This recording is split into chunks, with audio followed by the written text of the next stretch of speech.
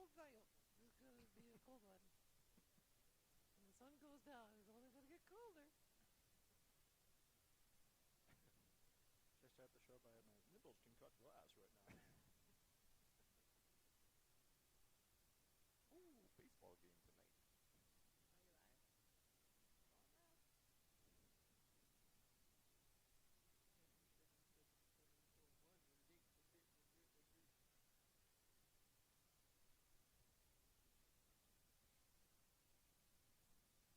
Check, check. Ask him how's Cajun burger was. We're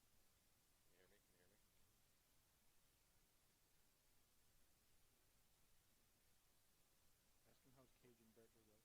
Are you always before you came here?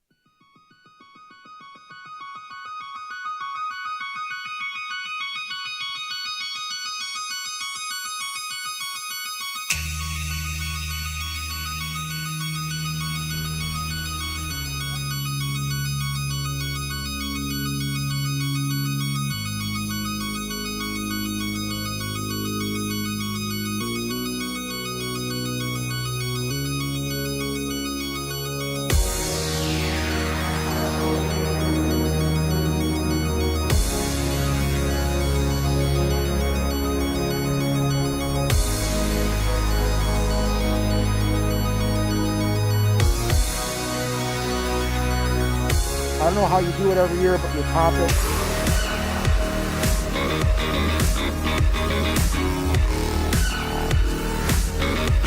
When you see a familiar face, it makes you want to keep playing harder.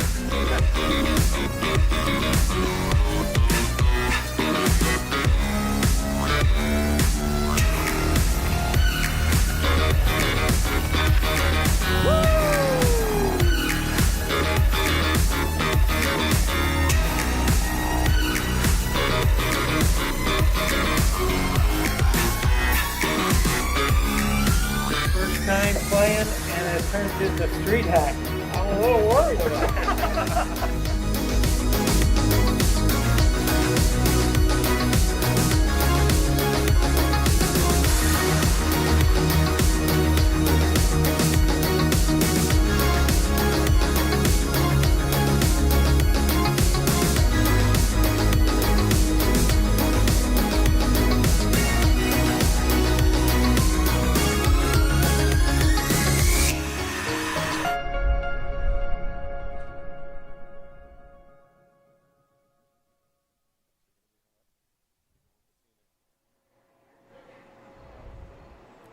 Welcome to the 11-day power play. It's a beautiful night downtown at Riverworks. A little chilly.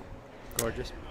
Mike, I'm Amy Lesikowski, and this is... Mike Lesikowski. Hello. I'm a little casual today. We'll tell you why a little later. But Mike, how are we doing with the fundraising? We are getting very close to our $1.1 million. We are less than $2,000 away. $1,097,185. I predict we get there before the end of the night. I do too. We can do this. And you can talk to us on YouTube. You can ask us questions, and you can donate at 11daypowerplay.com. We could not do this without our sponsors. Our presenting sponsor is Clever Method Modern Marketing. And our power player sponsors. And our overtime sponsors. And our beneficiaries are Roswell Park Comprehensive Cancer Center, Make-A-Wish, Western New York, Camp Good Days, and the collaboration between Roswell Park and Oshaya Children's Hospital. Tonight, we have a lot of captain interviews. We have team highlights. We have an interview with Dr. Matuzak from Excelsior Orthopedics, also our friend Shoshone Dentiste from the Greenfields, and Cam Chase and Mike Chase. Yep. I think a lot of people out there know them, but we're excited to show that interview later. First, we're going to go see our friend Joe Mallor, who is captain of the Batavia ice hockey team, and see some game highlights from their game. I'm here with Joe Mallor, captain of the Batavia Hockey League. Batavia Hockey League. Joe brought in a team from Batavia. Tell us about your team. We got a group that we all come out of the Batavia rink. We've got a men's league that plays out of there. We have a women's team that plays around the area, that their home rink is our rink. And we have our youth organization, the Batavia Ramparts. So our team was made up of members of our men's league, some of the girls from the women's team, and some parents from the youth organization. So we got everybody involved. That's awesome. Now, you've been here before. Yes. Not here, but you've been year. to Harbor Center. Yes. So this is your third year in a row. Yes. How was this year compared to years past? Obviously hectic, and you guys have done an incredible job, making this event happen with everything going on. Unfortunately, with the chaos, we had a few people that couldn't make it, schedule changes. Some had some issues with running, they can't really run. Yeah. So we're all going to try to come back again next year, but coming out here, having the ability to get out and play some hockey and see people when we've all kind of been locked up for the past several months, it's been phenomenal, and it's all for a great cause. And we've done a good job. We raised a little over $7,000 this year as a team. We wanted to do higher. We're going to do some events and things like that, but of course, with everything shutting down, that was a little tough. So next year, we're hoping to come back and raise that number quite a bit. So. Yeah, thank you very much. And I see you guys had a great game. I was watching most of it, and ended up a one-goal game, right? One-goal game, yeah, unbelievable. We got a guy filling in for goalie for us that doesn't normally play, and a bunch of us suck and win. So. So this is your third year, first year as captain. Second. Second year as captain. I played last year, and you paired me up with actually another gentleman out of Batavia. Oh, Teddy Lesh. Teddy Lesh, yes. Yep. You know Teddy, right? Yes, yep. I got to know him a bit last year when we were working together. That's right. Have you heard of his fantasy hockey league? Yes, he does that fantasy for the playoffs. T-Bone Fantasy Hockey Yes. League. Are you familiar with his track record in that league? I am. I don't know. I've heard he's always at the bottom. I don't think I should say that, though. You'd be right. So we'll razz him about that. Sorry, later. Ted. So Teddy played against you last year. He's a Yes. Batavia guy. Yes, he is. Awesome guy. Yep, and a lot of guys he played with play in our league as well. Yeah. So we knew a lot of that team. Worked out great. He's a good friend. He couldn't play this year. Yep. I actually sent him a little video where you guys were playing because excellent. the Batavia connection. Yeah. We have another Batavia connection. Justin Cosin Yes. is a guy. Do you know Justin? Original 40. His father-in-law actually plays in our league. Oh, awesome. Yep, I tried to get him to come out. He couldn't make it, unfortunately. Yeah, Justin played in the original event. Yep. He's from Batavia, so there's a good connection. You're right Yes. down the road. So A little bit of a hike, but little bit worth of a it for this. What do you think of the jersey colors? The jerseys are absolutely incredible. I knew you you know it guys was- were doing did the theme here, and I told a lot of my team how you guys were doing it this year, and we've been checking every day to see the colors. It's great, and I saw some of the interviews where the captains have matched up with a personal cause for the jerseys, and that's incredible that it falls that way sometimes. Right. Once the event's over, we'll have some extra jerseys. If people have a particular cancer they're playing for, or somebody they're playing for, we'll have jerseys available. That's phenomenal. Speaking of that, yourself, teammates, anybody you're playing in honor of or in support of? We actually we had a pair of brothers on the team against me today, who they just a couple months ago lost their mother to cancer. We've had a few guys playing that have lost wives, parents, uncles. Almost everybody that played on our group has lost somebody within their family at some point in time to cancer. So our group really, it meant a lot to everybody to be part of this event and raise that money. So Yeah, thank you. Well, thank you guys. This is your third year. Next year, we hope to be back on the ice. Yes. We love to have you guys. You're about probably as far. There's a Rochester team the other day. Okay. So Rochester, They got us Batavia. beat, yep. Yep. So we love having. Most people are from Western New York. Yep. I mean, Batavia's an extension of Western New York. Absolutely. So we'd love to have you in the future. Thank you for raising the money you have, and thank you for being a captain. It's our pleasure. Thank you guys so much for doing this, and we're looking forward to coming back bigger and better next year. So Awesome. Thank you, Joe. definitely. Thank you.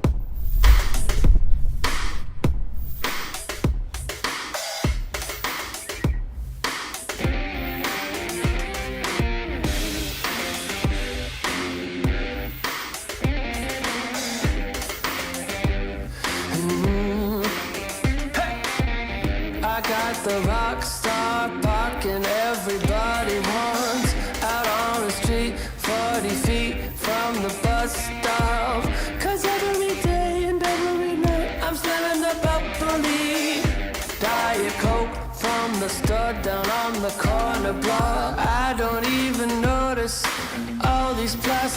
wishes. You know I'ma handle my business. I'm a boss, boss, boss. Baby, I'm a boss, boss, boss. Calling all the shots, shots, shots. Baby, I'm a boss, boss. You know I'm a baller. I keep the mansion running even when the power's not. I make it here with all them pennies and them dimes I got. Cause every day and every night, you know that I'm living large. But I'm on a diet and I'm trying not to eat the carbs. Gonna get a pimped out two-door Honda Civic. You know how I handle my business. Boss, boss, baby, I'm a boss, boss, boss. Calling all the shots, shots, shots. Baby, I'm a boss, boss. You know I'm a baller.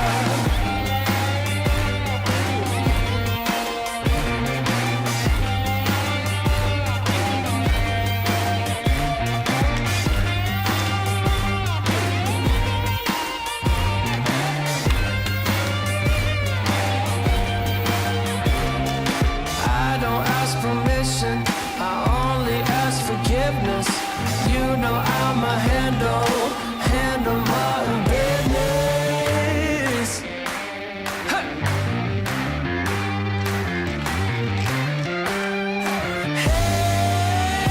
I'm a boss, boss, boss. Baby, I'm a boss, boss, boss. Calling all the shots, shots, shots. Baby, I'm a boss, boss. You know I'm a baller. I'm a boss, boss, boss. Baby, I'm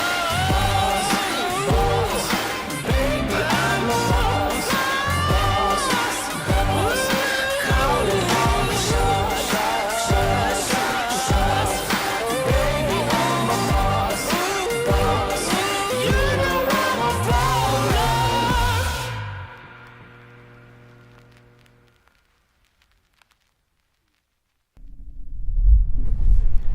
We have Mark and Chrissy Paradowski, two very special people that are part of our event every year.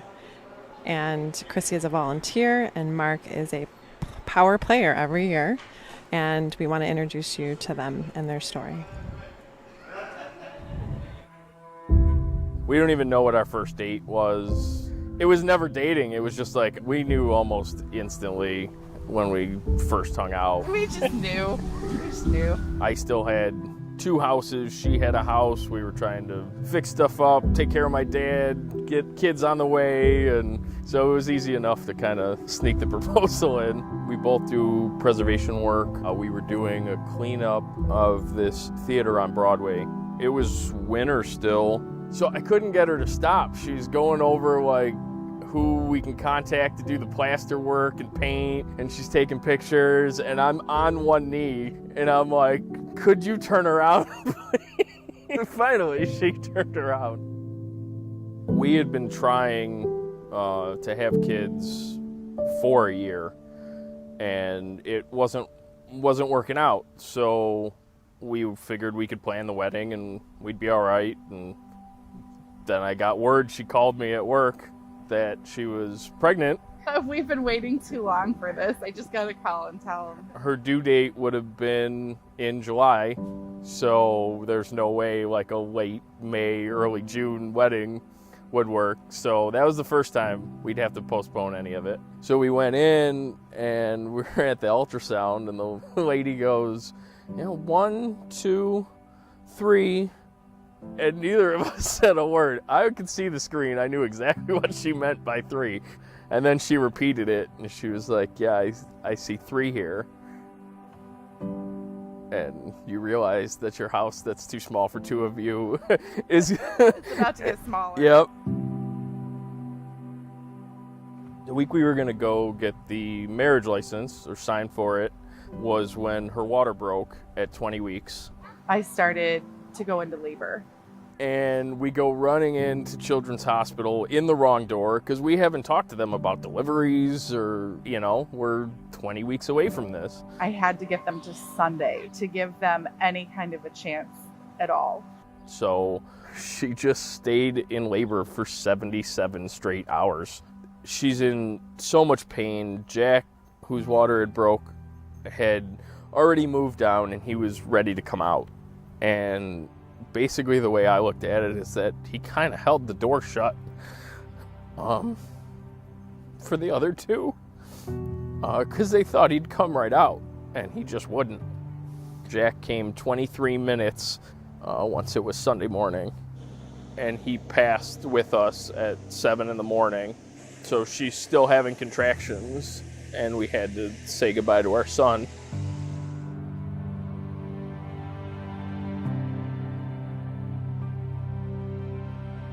Max came a couple hours later, and then 10 minutes later, Larkin came. Typical Max fashion. He didn't even wait for the C-section, and that was Max. He was our little wiggle worm.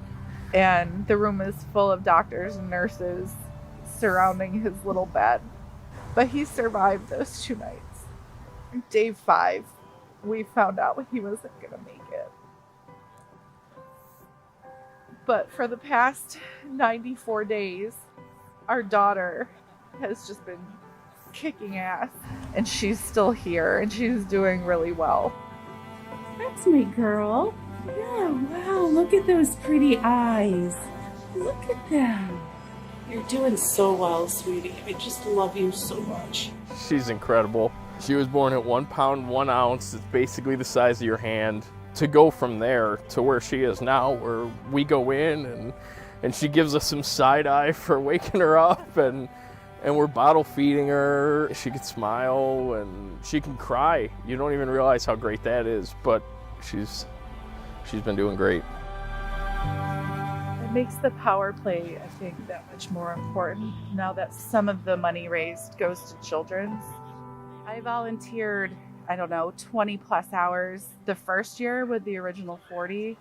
The next year I did the same thing, and he got 2 teams together. I reached out to my roller hockey guys and Canisius guys, and in total we've played 10 or 12 hours against each other with basically the same teams, and I think it's separated by like 1 goal right now. Like, it's real close. So when you hear the word volunteer, I think a lot of people think it's kind of like work. It's not. This experience has been so much different, but it very quickly becomes something else. You bond with people that are going through the same experiences that you've gone through. I don't know anyone that hasn't been affected by cancer in some way. His dad, my grandpa, our growing list of friends, unfortunately. That's pretty much been my understanding of how people die. Just before the power play started, I found out that my dad had cancer.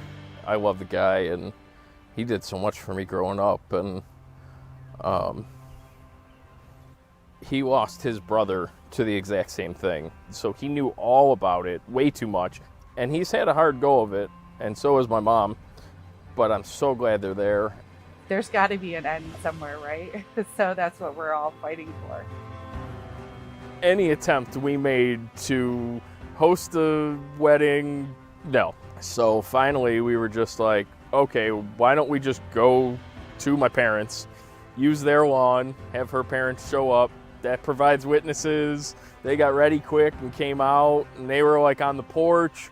Her parents acted as photographers and just kind of circled around, and her mom's holding her breath in the picture. Holding their breath because they were so afraid to make us sick.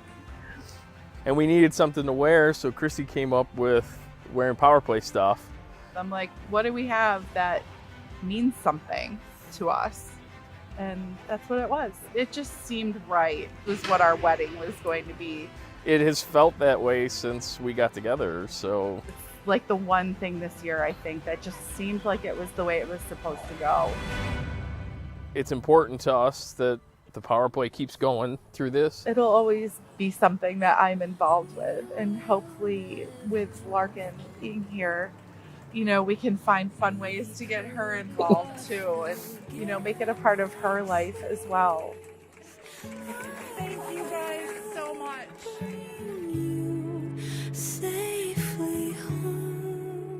It's a family and you're in it for life now. Like, it's amazing. It really is amazing. It's so much more than I thought it was going to be when I started. We just want to keep it all going. There's plenty of people that still need help, and so the more money we can raise and the more attention and the more good they can bring, it's important to us.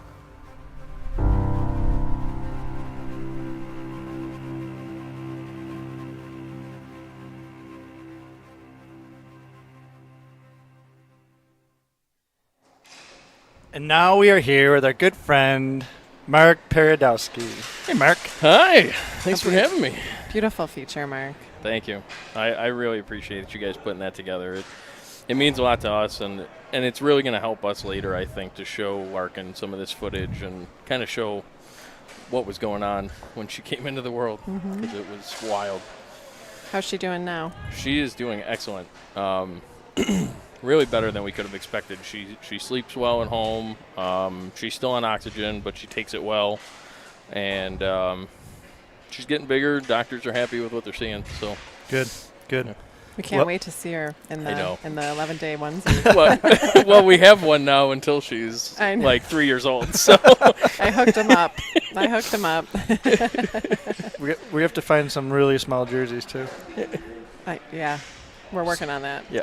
So, Mark, you're the captain spoil of... it. Huh? Had to spoil it.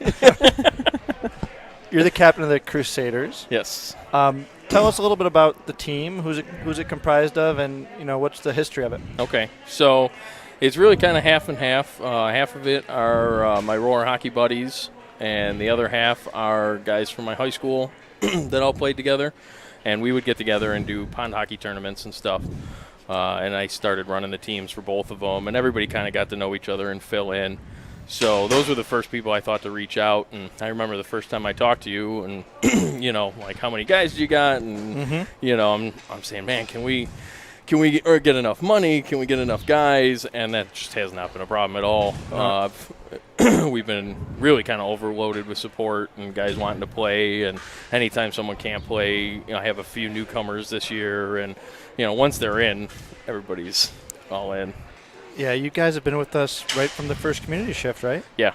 Yeah. Yep. So you guys, we met at the first event. Yeah, we would have met at the first event because Chrissy was volunteering for your shift, and then she was volunteer extraordinary.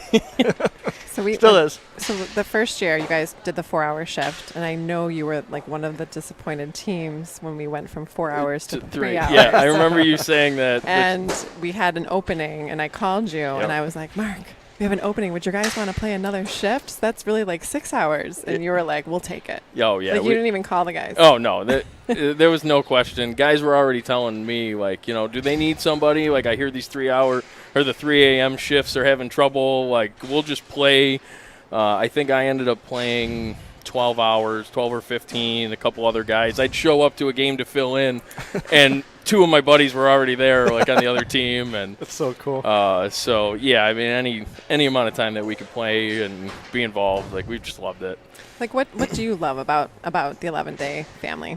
I love anything that people care about and are passionate about. I've always felt that way, and it's just great to see in other people, and it's great to combine my interests. So I have some car buddies and some hockey buddies who are also into other things that raising awareness and raising money for cancer, and it's great for the community. So it's neat to me when it all kind of comes together and you see that there's like-minded people. You're not just friends with them for one thing, but they're excited about everything. So what do you think about the jerseys this year? I love these jerseys. They are so cool, and I love that they ended up being our team colors here. So our roller team is always the Whalers, and the Crusaders, these are our colors.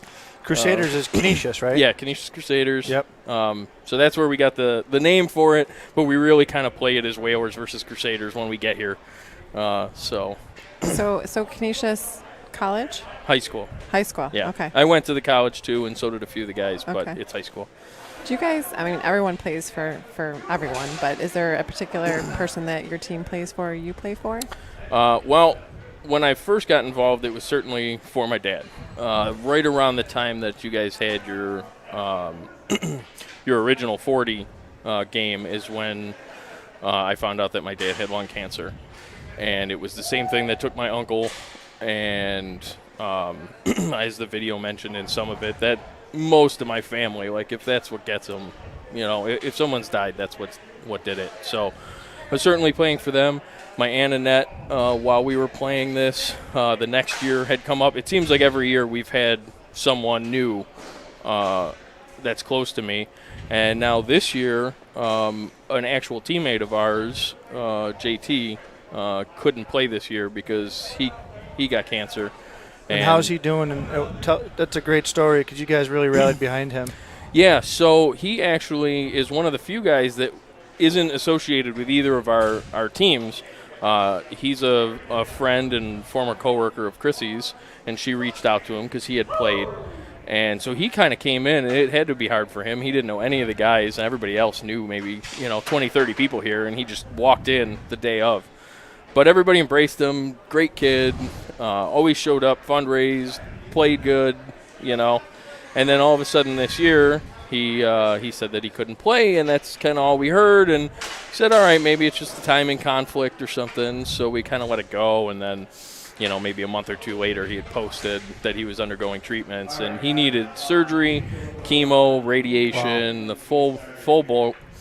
And so we kind of came up with the idea. I hated for him to miss it to begin with, but to miss it because of cancer at a cancer fundraiser, there's just no way. So I couldn't post it in the group because he's still in the group. So I had to send an email to all the teammates and say, hey, if we pitch in a little bit, then we can meet his minimum, get him a jersey. Hopefully he can be here. Obviously that was before COVID. So we were hoping that would just get him kind of on the bench and with us. And then as it's evolved, the team kept donating. We were able to tell him about it, and so then he was able to share his page, and so he actually did really good fundraising this year. Awesome. And we've gotten word he's not cleared by his doctors to come out and be here today, but he's watching. And he's on the mend? He's on the mend so far. It's what they wanted to see, so good. We're hoping he'll be on the ice with us next year. Good. JT, if you're watching the live stream, we're thinking of you, buddy. We wish you well, buddy. Well, it's so typical of hockey players to rally behind a teammate who's going through something. So it's like that's such a hockey thing. I mean, it's a good human being thing, but like hockey players just seem to find a way to do right by their teammates. Oh, of course. Once you're a teammate, that's it. So Yeah. he was in the family. We had to make sure he was going to be here, and so. Awesome. Well, street hockey. Like, how are you guys? You guys are okay with that? Sure. Well, this worked to my advantage because I figured they'd wear themselves out working out and practicing here while I'm sitting on the couch, and then I'll run in fresh and So catch 'em, I have to tell you, Mark. Nobody knows this yet, but I practiced today. Yeah. Because I'm going to play with the Buttes tomorrow. Oh, okay. I'm the alumni. Yeah. So I was out there for probably a total of 8 minutes, and I was so winded.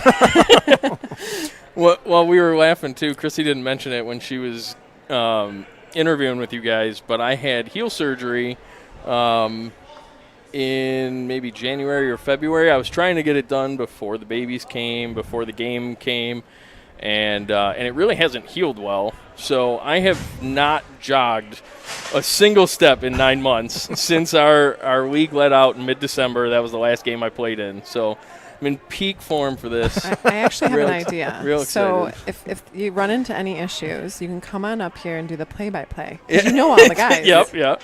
And we've been doing play-by-plays, but it's hard when everybody's the number 11. Yeah. But you know who they are. Yeah, and they're slow enough, so I can see who it is and explain it to you. We might be calling you up Yeah. here. We might be calling you up. Yeah. I'll do color commentary, and you be Jennerette, and I'll be. You're gonna have to give me 20 minutes to catch my breath, but I'm in. All right. Well, your game's about to start. Yep. We love you and Chrissy. We wish you the best. We'll be before, during, and after this event, we'll be in touch. And hopefully next year, while we start planning, we're going to go back on the ice. Yep. We love to see the Crusaders. You're part of the family, so we welcome today and going forward. You guys are the best. Yeah, we appreciate you guys doing this and keeping it going and keeping us involved, and so we love it. We appreciate it. Thanks, Mark. We'll let you go get out there All right. before you get in trouble. Yep. Thank you. So Excelsior Orthopedics has, supported our players ever since 2017. They took care of our original 40, and here is the healthy tip of the day. Hi everyone, welcome. My name is Josette Fisher. I'm the Director of Sports Medicine and Wellness with Excelsior Orthopedics. I am happy to announce that we are yet again the healthcare provider for the 11-day Power Play. This week, our team of experts will be sharing with all of you, either watching online or participating during the event, 11 healthy tips to keep you safe and active. The 10th tip in our series refers to the PRICE protocol. PRICE protocol refers to what we do when an athlete sustains an injury. The P stands for protection. If you roll your ankle, it's probably better to get that thing braced. That way you're protecting yourself from further injury. The R stands for rest. When you hurt yourself, rest is going to allow your body to recover and heal on its own. I stands for ice. In order to control inflammation, ice can be used as an adjunct and put over the site in question in order to help reduce it. Ice should only be left on for approximately 20 minutes. While icing, if you feel numbness or tingling in any of your extremities, take the ice off. We ask that you thaw out for at least 40 minutes. C stands for compression. Again, achy, sore, tired muscles and even injured muscles respond positively to compression. First of all, the compression will limit the amount of swelling that can occur in the area. Secondly, compression can provide some warmth that again will help in recovery. Last but not least, E stands for elevation. Anytime an athlete injures a muscle or joint or any part of the body, it tends to swell. That's your body's protective mechanism for keeping you from injuring yourself further. When we discuss elevation, try to keep the affected extremity above the level of your heart. If it's a lower body injury, we say keep your toes above your nose. If it's an upper body injury, well, keeping your hand above your heart is the way to go. Again, elevation will help reduce any occurrence of swelling and may mitigate swelling from getting worse. And that's the PRICE protocol. Thank you everyone for checking our healthy tip of the day. If you do find yourself in need of orthopedic care, you can find us at excelsiorortho.com or give us a call at 716-250-9999. We'd be happy to serve you.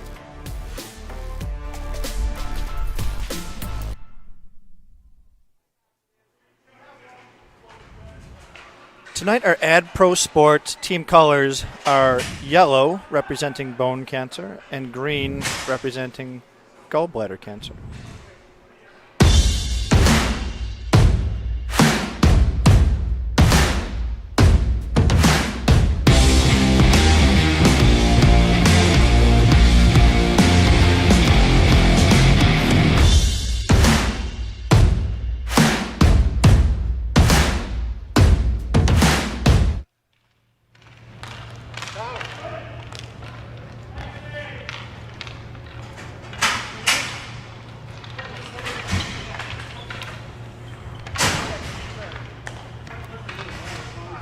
Players, a lot of them from Canisius High School, and Mark Paradowski's roller hockey team.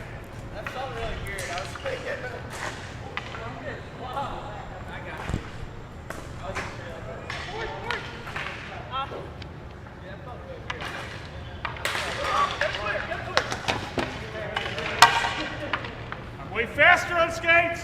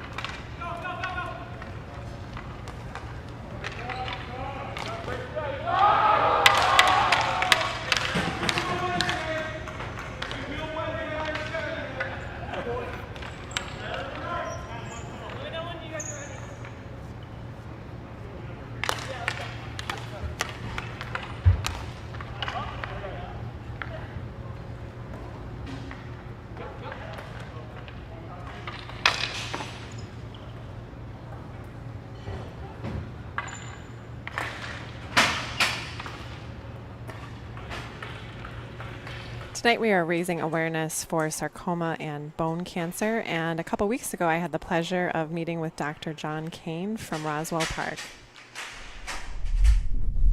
Dr. Kane, thank you so much for joining us today. We look forward to getting to know you and all about you. Maybe you could start by telling me where you're from and why you do what you do. You might be able to tell from my accent. I'm originally from Pittsburgh, so I was born and raised in Pittsburgh, Pennsylvania. I trained at the University of Pittsburgh for surgery, and then I was interested in becoming a cancer surgeon. So that was in the late 90s. At that time, there were probably only a dozen places in the country where you could go and do additional training to become what's called a surgical oncologist. So Roswell was one of the places. It was actually my top choice of all the programs. So I was here from 98 to 2000 as a surgical oncology fellow. My wife, kids, we all moved to Buffalo for 2 years. And then having been from Pittsburgh, I was offered a job back at the University of Pittsburgh. So I went back there in 2000 when I graduated from the fellowship, was there about 2 years, and Roswell reached out to me actually 18 years this month ago and said, we have an opportunity for a melanoma sarcoma surgeon. We remembered you from when you were a fellow. Would you be interested? We came up and took a look, and as we talked before, my wife and daughters, I thought that was going to be the big part for the move. You know, we're all from Pittsburgh, families from Pittsburgh, but they loved living in Buffalo the 2 years that we were here, so it was actually a very easy decision. They said, oh no, we'd be happy to move back to Buffalo. So I started at Roswell in September of 2002, so it'll be 18 years on the melanoma sarcoma service next month. Well, we're happy to have you here. I'm glad to be here. So as far as sarcoma is the type of cancer that you treat. Can you explain a little bit what sarcoma is for folks that don't know what it is? Sarcomas are actually very interesting, and I think that's one of the reasons that I was always drawn to them as a specialty. A good way to think about them is they're the cancers of the glue of your body. They're the things that hold you together. So they're too much hear about somebody that grew in their bone or their muscle, or they found a big mass the size of a basketball in the back of their abdomen. Because they tend to arise from a lot of tissues that aren't naturally dividing, like your fat, you only get so many fat cells and muscle cells your entire life. So whatever you're born with is what you get. They're actually fairly rare. So there'll be about 13,000, 14,000 this year in the United States. So again, not a very common cancer. If you look at adults, it's only about 1% of cancers that adults get, so much less common than breast cancer, colon cancer, lung cancer, prostate cancer. For children, because they don't get some of those other cancers, it's a little bit higher. But you can basically get one anywhere in your body. So what I find challenging is that when I'm operating on somebody, I could be taking something out of their thigh one day and removing a mass with their colon and kidney on another patient another day. We've taken care of sarcomas of the chest wall where we've resected people's breastbones and ribs, the skull. So really any location in the body where you have those tissues, you can get a sarcoma. So from a technical standpoint, as a surgeon, it's very challenging. I've always loved anatomy, And when we treat sarcomas, it's not just about removing it, it's actually about maintaining the person's quality of life. So when it's on an extremity, we talk about what's called limb salvage. So historically, everybody remembers the Kennedy boy or other people that had an amputation for their sarcoma. So prior to the 1980s, if you had a sarcoma of your arms or legs, you got an amputation. And although that was very effective as a treatment, it was not very good for the person's functionality and their quality of life. Beginning in kind of the late 80s, we started to focus on the idea of limb salvage, so combining surgery with radiation. So the radiation isn't going to shrink the sarcoma, it's going to sterilize the edges where you might be leaving a few little cells right next to the femur bone or the femoral artery or your sciatic nerve where that would have otherwise required an amputation. And by doing this multimodality therapy as a team, we have limb salvage rates that exceed 90-95%. So most people with an arm or a leg sarcoma at this point will save their arm or leg, and often with very good function. We'll sometimes give chemotherapy before or after also to reduce the chances of distant spread showing up later. We often combine with plastic surgery. If I make a very large defect in somebody and they've had radiation, that's not going to heal very well. So the plastic surgery team will come in and do reconstructions to fill the defect. And so I think from a technical standpoint, it's very challenging. We're not just trying to cure people, we're trying to cure them and have them have a pretty good functional life. On the flip side is there's probably now over 100 different types of sarcomas. So when we think about colon cancer, there's really one main type of colon cancer. There's one main type of prostate cancer. But when we call it a sarcoma, it's probably actually dozens and dozens, if not hundreds of different diseases. So some of them behave in very different ways in terms of them metastasizing, whether they go to lymph nodes. And so intellectually, it's also very challenging because it's really a different experience with each patient. So what, for people that may be concerned that they may have a sarcoma, is there a symptom, a common symptom that sarcoma patients may have that bring them to you for testing? Actually, it's kind of tricky because most of them present as an asymptomatic mass. You typically, if it's involving a nerve, occasionally the patient will have pain. But a lot of times it's just the patient says, I noticed this lump in my thigh and it's been growing over the last year or two. Or they got a CT scan for another reason. They went to the emergency room for abdominal pain, wanted to rule out a kidney stone or appendicitis, and they see this football in the back of their abdomen that shouldn't be there. So from that standpoint, it's actually a little bit challenging. A lot of benign things are very common. Lipomas or benign fatty tumors that probably 1 in 750 people will get. People get hematomas, that like they'll have bleeding or things like that. An abscess, something gets infected and makes a collection. So one of the problems with sarcomas is because they're rare, these benign things are more common, there's often a delay in diagnosis. If you look actually throughout the world from the time the patient had symptoms until the diagnosis is made, the average is about 6 months. And so we struggle with that. We'd like to find it as early as possible, not only from the surgical treatment, the smaller it is, the less tissue the patient's going to lose, but also for the risk of it metastasizing. But because of its rarity, it's not that unusual for people to sometimes have this mass for a year or two before a diagnosis is made. What sort of advances have been made in sarcoma research that you might be proud of here at Roswell or just in recent years? What changes with the treatment have occurred? So I would say if we went back earlier in my practice, the standard treatment would have been you resect the sarcoma, and if it was at risk for recurring, you would give insurance radiation to the area. Very little chemotherapy except for certain histologies. There's some types, a lot of the bony sarcomas, the Ewing's and the osteogenic sarcoma, have such a high risk of spreading that we've always historically given a lot of chemotherapy, including up front. But that really wasn't the standard for the soft tissue sarcomas. And then what kind of changed is that we went from post-op radiation to pre-op radiation. And the advantages there is that the patient gets a smaller dose, it's a shorter course, the functionality of the arm or leg is much better if you give a smaller dose and over a smaller area. So kind of focusing on that limb salvage, not only getting good control of the tumor, but making the patient's quality of life better. And then the next big shift came probably for the really high-risk sarcomas is looking at, are there ways to reduce the chances of them getting distant spread? And for a lot of sarcomas, the most common place is the lungs.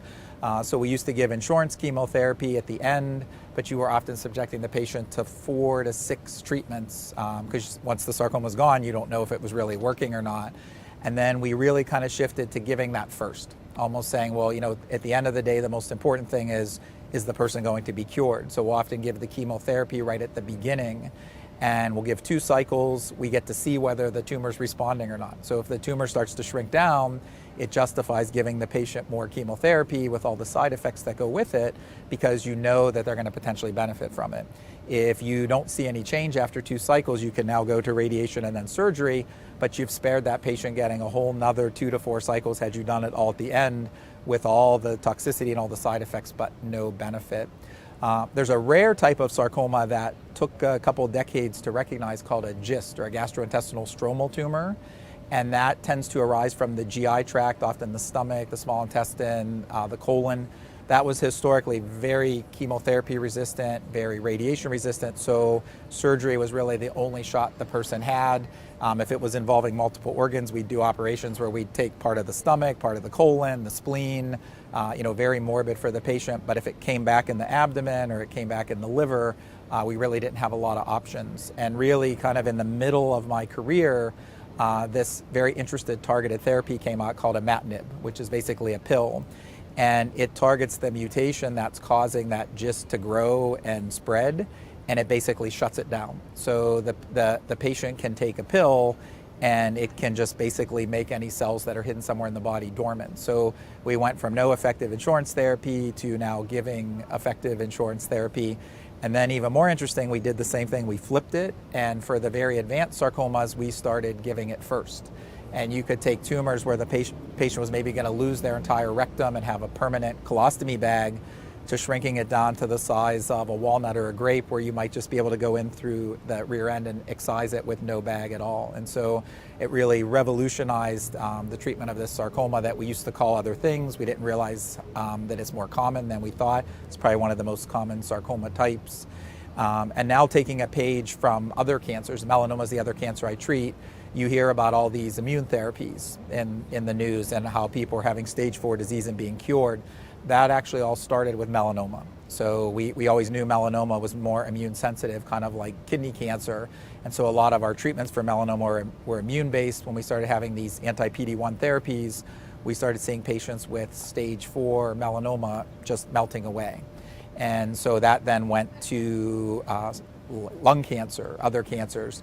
Well, somebody started looking at sarcomas, and although many of them do not respond to that, there's one of the more common types, what we call an undifferentiated pleomorphic sarcoma, or UPS, and that seems to be very sensitive to these anti-PD-1 therapies. So whereas if the patient got chemotherapy and it wasn't working, there really wasn't much else to try.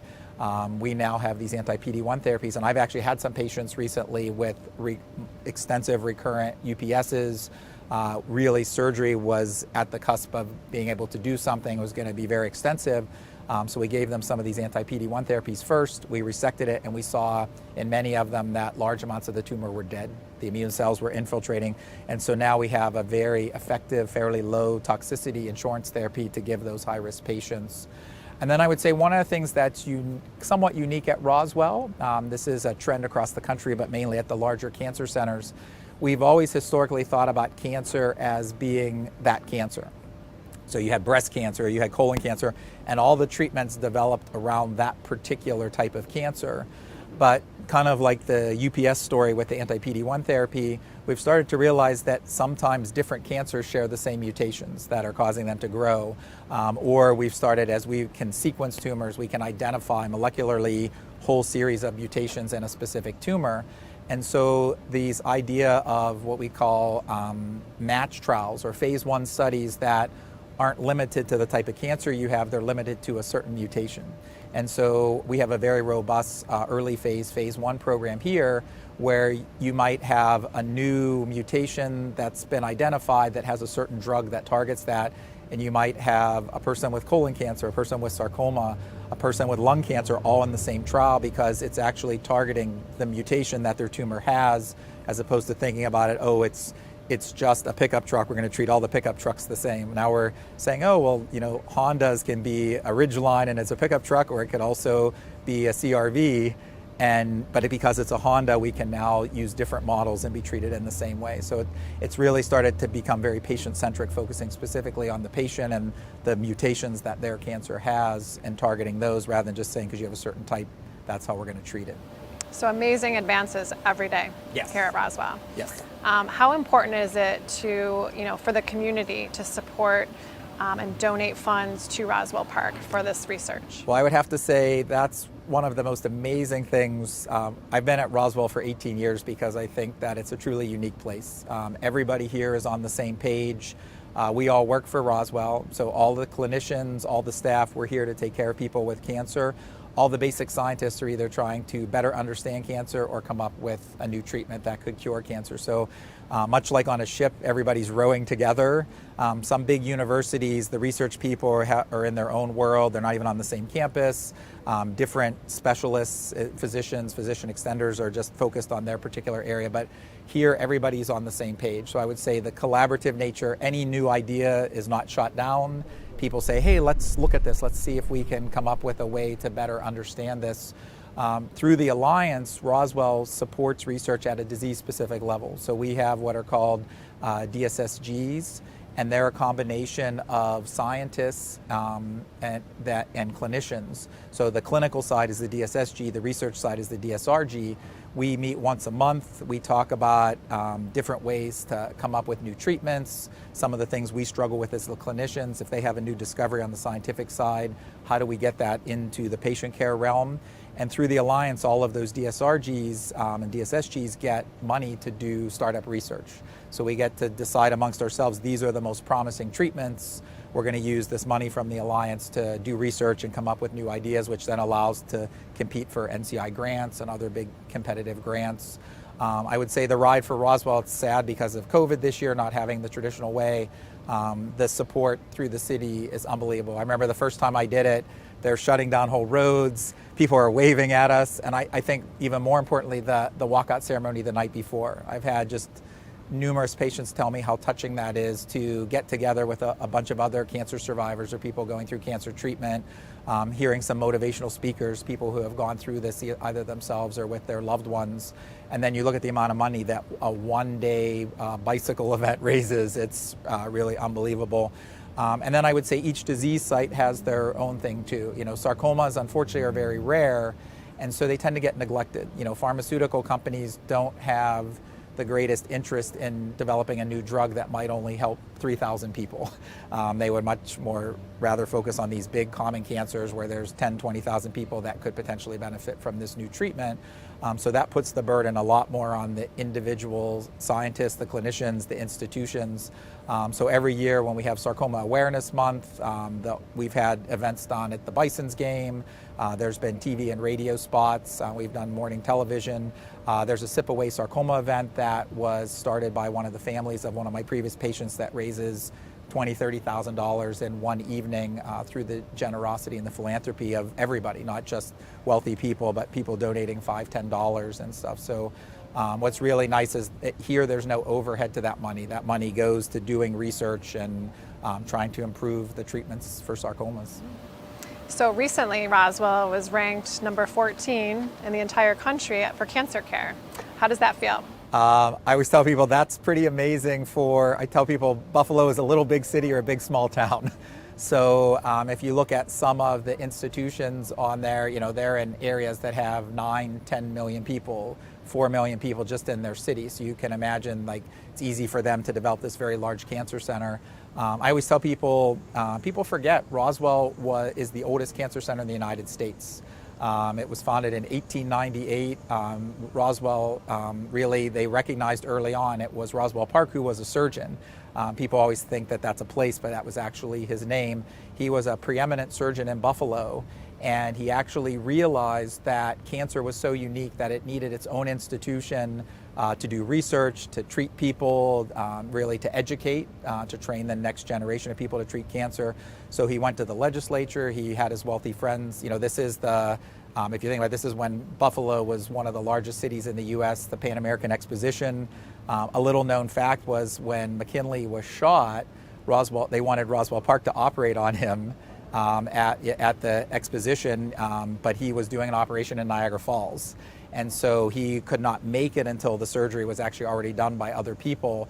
And everybody felt, well, if Roswell Park had been there, he would have saved William McKinley, because he was just such a well-known surgeon throughout the country because of Buffalo's preeminence. So we were really the first city to have a dedicated cancer center that has been in continuous operation, since 1898. I've been here a long time. We were on the list and then kind of went off. There's some metrics that go into the list that are a little bit interesting, but over the last few years, it's just been this huge increase. And I would say that goes to the people who are here, the staff, the nurses, the support staff, the physicians, the APP, the leadership. It is a very difficult task when you're competing against City of Hope and all these other preeminent cancer centers, and to be ahead of them, including ones at a major university, is amazing. So I would say, I feel that we've earned it in the big picture, but it's nice to have that recognized at a national level, the quality care that we provide here and the unique things that we do. Awesome. So for the 11-day power play, each year we have a few thousand players, hockey players, that hit the ice and raise funds all year to donate here to Roswell Park. They train and they fundraise. They do all different things with their teams to kind of, generate these funds and give them to Roswell Park. Do you have any message for them today? Having lived here for 20 of the last 22 years, and I think Buffalo and Pittsburgh are kind of sister cities, very nice, hardworking people, care about their neighbors, love their sports.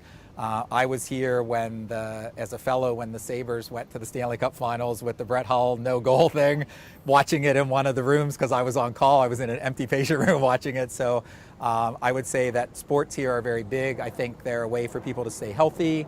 I think they're a way to focus your energies on a positive thing, to get away from the stresses of day-to-day life and for a moment, dream and things like that. So I realized the amount of effort and work. I was always good with my hands playing hockey, but I could never skate backwards. So my career I learned how to skate backwards when I was 30. So that was way too late. And you can see I don't have a hockey body in any way, shape, or form. So what I would say is I know that's a lot of work and effort and time commitment, and I would just say thank you, because if you knew what that money did, even people don't realize sometimes even just a limited research project still is $20,000, $30,000 and things like that. But that can make a huge difference, especially for a rare cancer like a sarcoma, where there aren't a lot of people doing research on it. Anything we can do makes a difference. Great. Well, thank you, Dr. Kane, for joining me today. We really appreciate your time. Oh, thank you. Thanks. Dr. Kane, a wealth of information. It was an awesome meeting with him, raising awareness. One of your longer interviews. What's that? One of your longer interviews. That one was 20 minutes. I think I'm in the lead now. We have to factor in the doctor's interview, guys, back there. I interviewed 18 doctors. Well, we're going to take a little break, sponsored by Tops. We're trying to stall a little bit here. We're giving Dan over here a few minutes to catch his breath. I needed to plan my last shift better so that I didn't just come straight off right to you guys. He's got the big C on there, so we got to give him. We got to give him a little break here. Dan Lieberg, right? Yep. You are playing with a group of with Mark Perodowski as the other, and this whole crew kind of knows each other, right? Yeah. And the green team is essentially the Whalers. Yes, the Whalers. It's one of our roller hockey teams that we play together. Is that your regular color? What? Is that your regular color?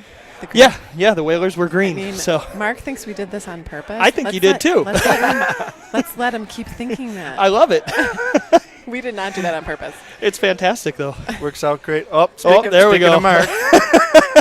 He's got a little bragging rights right now. Yeah, right now. What is it, 5-2? It is 5-2, but they only have one up there, so. Oh, Mike Masana. I think we need to put up our second goal. Yeah, we'll get on the scorekeeper. We'll take care of that. Don't worry. So you guys, there's a lot of hooting and hollering, so I know you're having fun. Oh yeah, it's a blast. We you guys have been with us a couple years now. This is our third. Yeah. And you're always having fun.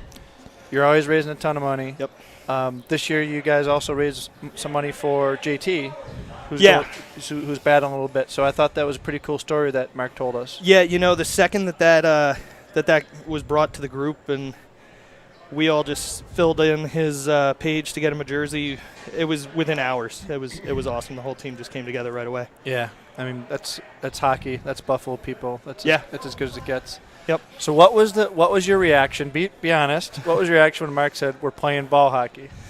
I haven't played ball hockey in 15 years. My bigger concern was the running. I'm a couple warm-up shots and I got the ball handling back down, but the running is I don't run. But you're here. Yeah. And you're doing great. I mean, it's such a great thing to be a part of. We all absolutely love doing this every year, and it's just so much fun, regardless of how out of shape we might be or whatever. And it's great the way that we have it set up, and Mark, the way that he set it up, that it's all just a bunch of friends. And, some of these guys I didn't even know when we first started doing this. And right. Now they're great friends. We all joke around together all the time. We see each other all the time. It's fantastic. Yeah. I mean, hockey's – a lot of the people we talk to, they always come back to this is one of the first times we got together as a team because we haven't been able to play hockey since February, March. Yep. So even though it's ball hockey, it's a little bit different than what we'd have expected. It's really great to get together with the crew. Absolutely. And again, seeing the smiles on everybody's faces and the and the hoot and holler, and I know that you guys are having a blast. Absolutely. It's so much fun. It's really beyond words, really, to be a part of this. It's just... And fundraising's not easy during a pandemic. How did you guys do that? I actually did Bill Squares this year. So I did it for the entire season. I kind of got the idea from one of our guys. His kid was doing it to fundraise for their ice hockey team. And I thought it was a great idea. I went and did it, and that actually got me to power player status alone on just doing congratulations. Squares. So, thank you. Yeah, looks great on you. I love it. So, I love the different colors this year. I hope you guys continue that. I think that's been a great addition. Yeah, it's twofold. It's different, but it helps us with our our awareness. Right. We just had an interview with a doctor. We've done it every day, and we get to focus on different cancers, which is it's not just raising money and giving money, which is great. But, awareness is also a big part of our message. Yeah, I think that's fantastic. So we would have had, the original thought of it would be, each day of the 11-day power play would have been these colors. Mm-hmm. But because our schedule changed so much, right, we lost a lot of teams just sure, based on work schedules and being on vacation and whatnot. So now we're we've got pink and gold and then green and everything's mixed in. Yeah. It would have been much, it would have worked out a little bit better if everyone was able to attend. But we'll shoot for that next year. Yeah, right? Well, last question. I see the Flyers hat. Yeah. Is that, are you a fan? Die hard. Really? I'm originally from Philly, so. Okay. Well, a good friend of mine, Stevie Kennedy, who I love and hate because he's a Flyers fan. Flyers are up 1-0 on the Islanders right now. There we go. Series is tied 1-1. Yep. I need Travis Konechny to get going, though, because he's in my fantasy league and he hasn't done squat. So yeah, the Flyers need him to get going, too. I know. You got a prediction for the Cup? I mean, I got to say Flyers. Flyers in the East. You got to pick a team in the West, though. I had Colorado, but they look to be in trouble, so I'm going to say Vegas. Yeah, Vegas looks tough. All right, so Vegas, Philly, and you got Philly winning in how many? 6. All right. Well, now that you've caught your breath, we can stop talking. Yeah, there you go. All right, cool. Enjoy the second half of the game. Thank you, and Thanks, thank you guys. to all your teammates. Thank you for doing this. Good luck out there. Thanks. So every day, my favorite part of the night is our players log, the new era players log, and here it is. So we get a bunch of guys from Batavia. Most of us play in the Batavia Men's League. We play every Sunday morning. Every year we have a new draft, get new teams. It's a real close-knit group of guys. So it's been a lot of fun. A little disappointed we can't play on the ice, but this alternative is at least something for us to get together and be part of this event. First time for me, and everybody's family had cancer, and it's in my family too. So everybody's a survivor, and this is my way to help out. I have had a few friends, a few family that have had cancer and stuff like that. So it's nice to try to give back a little bit here. There's a couple family members, Pam Borden and my wife Linda. They both had cancer. Linda's a survivor. Pam passed away for bone marrow cancer. It's something growing up, always playing, and you grow a love for it, and it's something you never want to give up. So I coach my kids now, so I'm involved a lot with the youth hockey, and again, it's the bond the guys are playing something we love to do. I'm so glad we could do something and play. So obviously ice hockey is a little better, but because you don't have to run as much, you can just glide a little bit. And it's time for the Stuck Bucket. Go for it. It's sponsored by Crowley Webb every night because we are not broadcasters and we do our best. And here we go. Lay it on me. Okay. Somebody had really neat handwriting, I have to point out. I certainly did not write this question. What is the craziest, most daring thing you've ever done? Start a nonprofit with my wife. Well, why is that crazy? Come on. Sleeping in our... No. I mean, for me, it's easy. I played hockey for 11 days straight. I've never skydived. I've never done, like, any, like, mountain climbing, anything like that. So, never done the marathon. So, for me, the game is really it. Maybe that's obvious, but I don't think I have one that can top that in my life right now.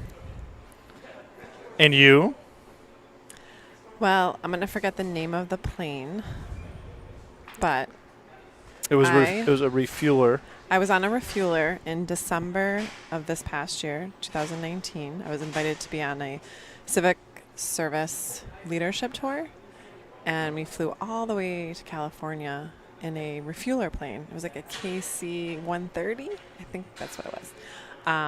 So cool. I got to lay flat next to the boom operator that actually like refueled the plane that was like so fighter jet pulls up. And fighter jet, a regular passenger plane. It was really, really cool. And it was a 24-hour trip.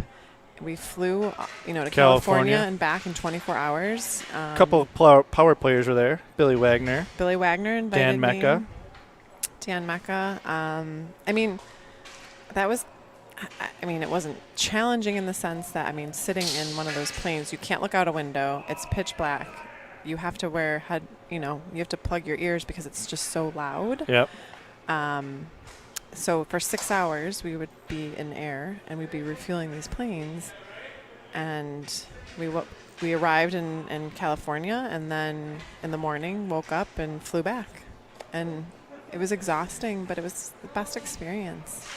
Just to see the Air Force, what they do, it was really neat. So it introduced like community leaders to some of this more interesting stuff or behind the scenes stuff that the military does that a regular civilian wouldn't get to see. Yeah, and I came home and what did I say to you? I said I wanted to join the military. and you told me I was too old. I was too old to join the military. It was really neat. You wanted to be a fighter pilot? The Air Force, they work so hard. Those long hours in the air, they work so hard to protect us, and it was really neat. They were obviously training, so it wasn't, a real situation. And it wasn't all males, right? No, there were females pilots. It was really, really neat. So I thank Bill Wagner for inviting me to that. Good Fredonia boy. So I think we have some stats to check into. We do stats every night, brought to us by our good friends at Lamar. Shout out to Todd Schaefer. Thanks, buddy. So tonight we're going to talk a little hockey.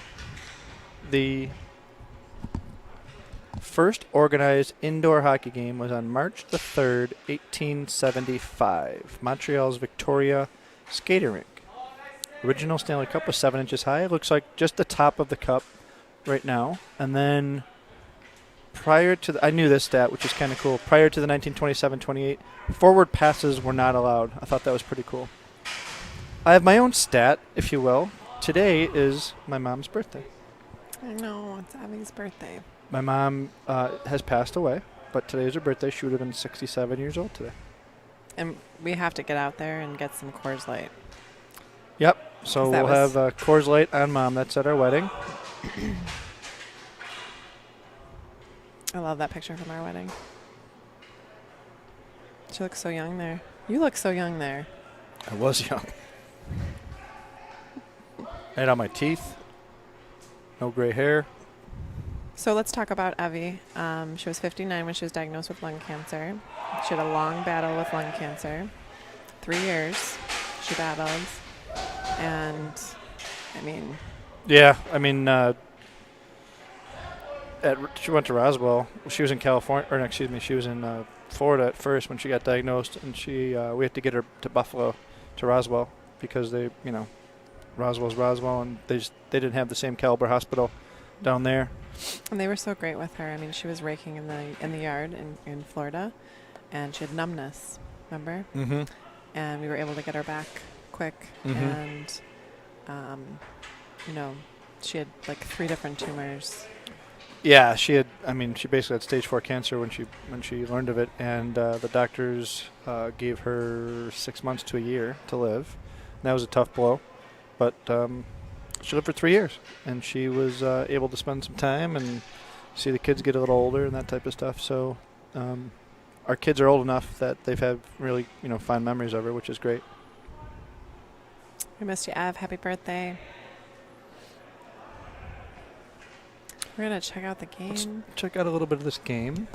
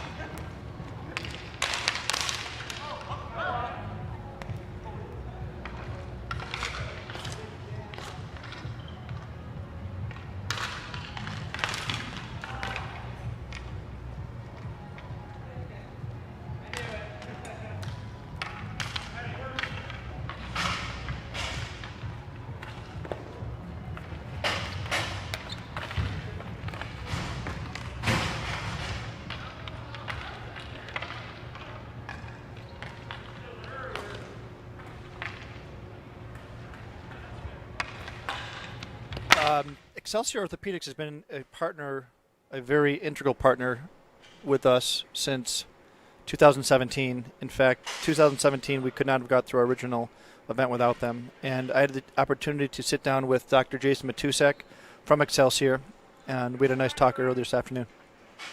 Hello, I'm here with Dr. Jason Matusek from Excelsior Orthopedics. Thank you for joining us. Thanks for having me, Mike. This is such a fantastic event. We're just so happy and proud to really kind of help be a part of what you guys have done here. Thank you. Tell people what your role is at Excelsior, and then I'll sing your praises afterwards. So at Excelsior Orthopedics, I'm the chief of our sports medicine team, and I'm what they call a primary care sports medicine physician. So I do non-operative musculoskeletal stuff, but also medically related sports medicine issues too. So not only we take care of the injuries that occur, but also any of the medical problems that might come up. And this year, obviously, we've got some medical problems. And I think back to the first year that we did this, and one of the things that we dealt with back then were medical problems too. So we always think about athletes getting injured, but we're here to not only help with the injury part, but all of those other things that go into it too. Gotcha. Now, one of the things that people always ask us, I played in the original event, and some people are, it's intriguing, because we played hockey for 11 days, and they say, how the heck did you guys get through 11 days? You're not exactly the youngest group of guys. And the first thing that comes out of my mouth almost inevitably is Excelsior, and that's a fact. So first of all, thank you for that time, because the guys, as much as we trained, as hard as we trained, we'd never done that before. We had no idea. We took advice from your trainers and talked about blisters and hydration. But at the end of the day, we get two or three days into it, we were like, uh-oh. Do you have any? Well, I mean, I'm remembering back. I mean, we had I think I can say this now. I think we had an outbreak of strep throat runs rampant, and yep.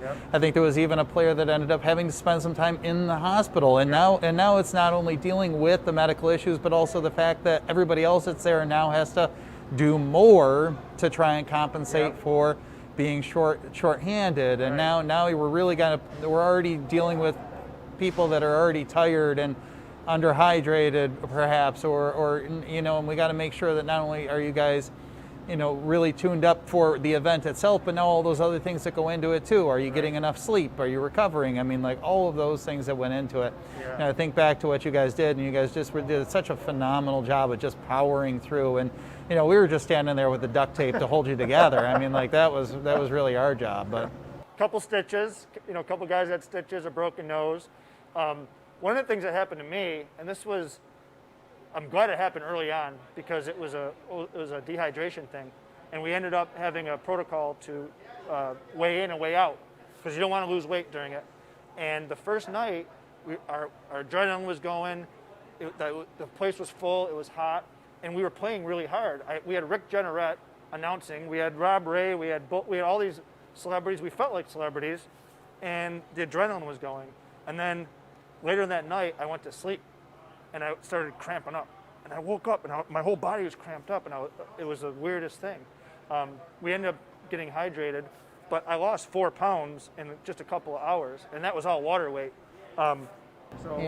This type of event, I mean, had similar events had been run, but nobody's really studied what needs to be done from a medical standpoint to keep people like yourself healthy while you're doing it. I mean, we had looked at other plans that talked about the ideas of what types of things should we be doing.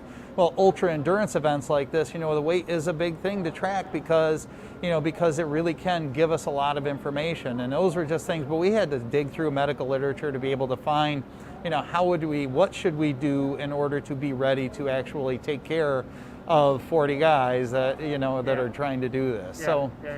It was an interesting challenge that we were very happy to be part of. We were ecstatic that you guys asked us to be a part of it, that we had the opportunity to really kind of support you in your efforts to do what has been, a really tremendous successful event. Yeah. So there was a handful of folks that worked, your staff that worked there, and they were on the ice with us at the end of it. They celebrated with us. We were close. They were clearly part of the team. And since then, you guys have been with us ever since. So we transferred from the world record event to a community shift.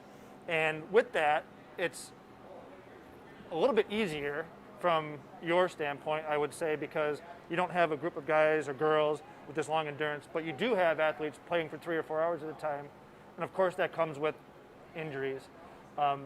So you've transitioned, but been our partner ever since. Yeah, no, and we're happy to do that. We really enjoy the event, and we enjoy what you guys have to do. I mean, first and foremost, we're fans of sports. I mean, we love being here. We love being a part of this. Second of all, you guys are doing this for a tremendous cause, and I mean, like, that really impacts us too. We want people who want to make our community a better place to be successful, and you guys are doing that. You're taking it. You're bringing out the best in all the people in the region. You're reinvesting into the community, and that's what we want to be a part of. So, you know, and yes, the challenge changes from year to year. I mean, like, this year is a different challenge than it was last year, is a different challenge than it was the year before. Right. And I'm waiting to see what you guys have in store for us next year. So, you know, but we'll try and be adaptable and try to fit the need of whatever arises. You know, that's the one thing we want to do, is be very adaptable and try to figure out a way to make things work. And so, you know, as your partners in this, we really look at you guys as being, you know, you guys are willing to go and to push and to get through this, and our job is to just kind of help you get there. Whether it's you guys as one team or two teams of people doing 11 days, or 180 teams playing over the course of a week and a half. Yeah.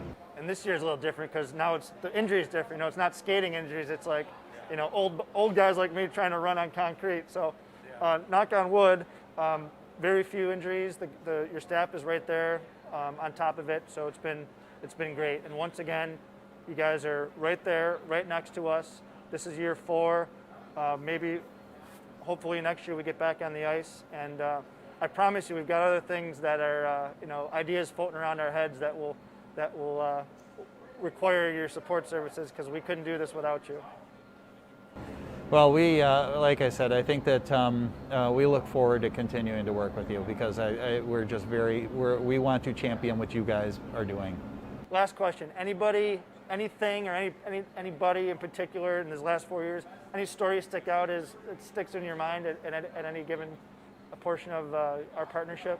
Well, you know, again, I would go back to the very first year when we had a guy who was hospitalized and who still made it back out onto the ice for the end of it. You know, and that to me is impactful. Of, you know, obviously we want to make sure it's safe from a medical standpoint, but once we make those determinations, you know, that you have that type of grit and determination, and that's what we, you know, that to us really is something that gets us excited, something that really gets us motivated to be there to help these guys that really want to be out there to be able to perform. Well, on behalf of myself and Amy and the entire organization, thank you very much for your support. We literally couldn't do it without you. So thank you to you and all the staff and the other doctors. Oh, you're quite welcome.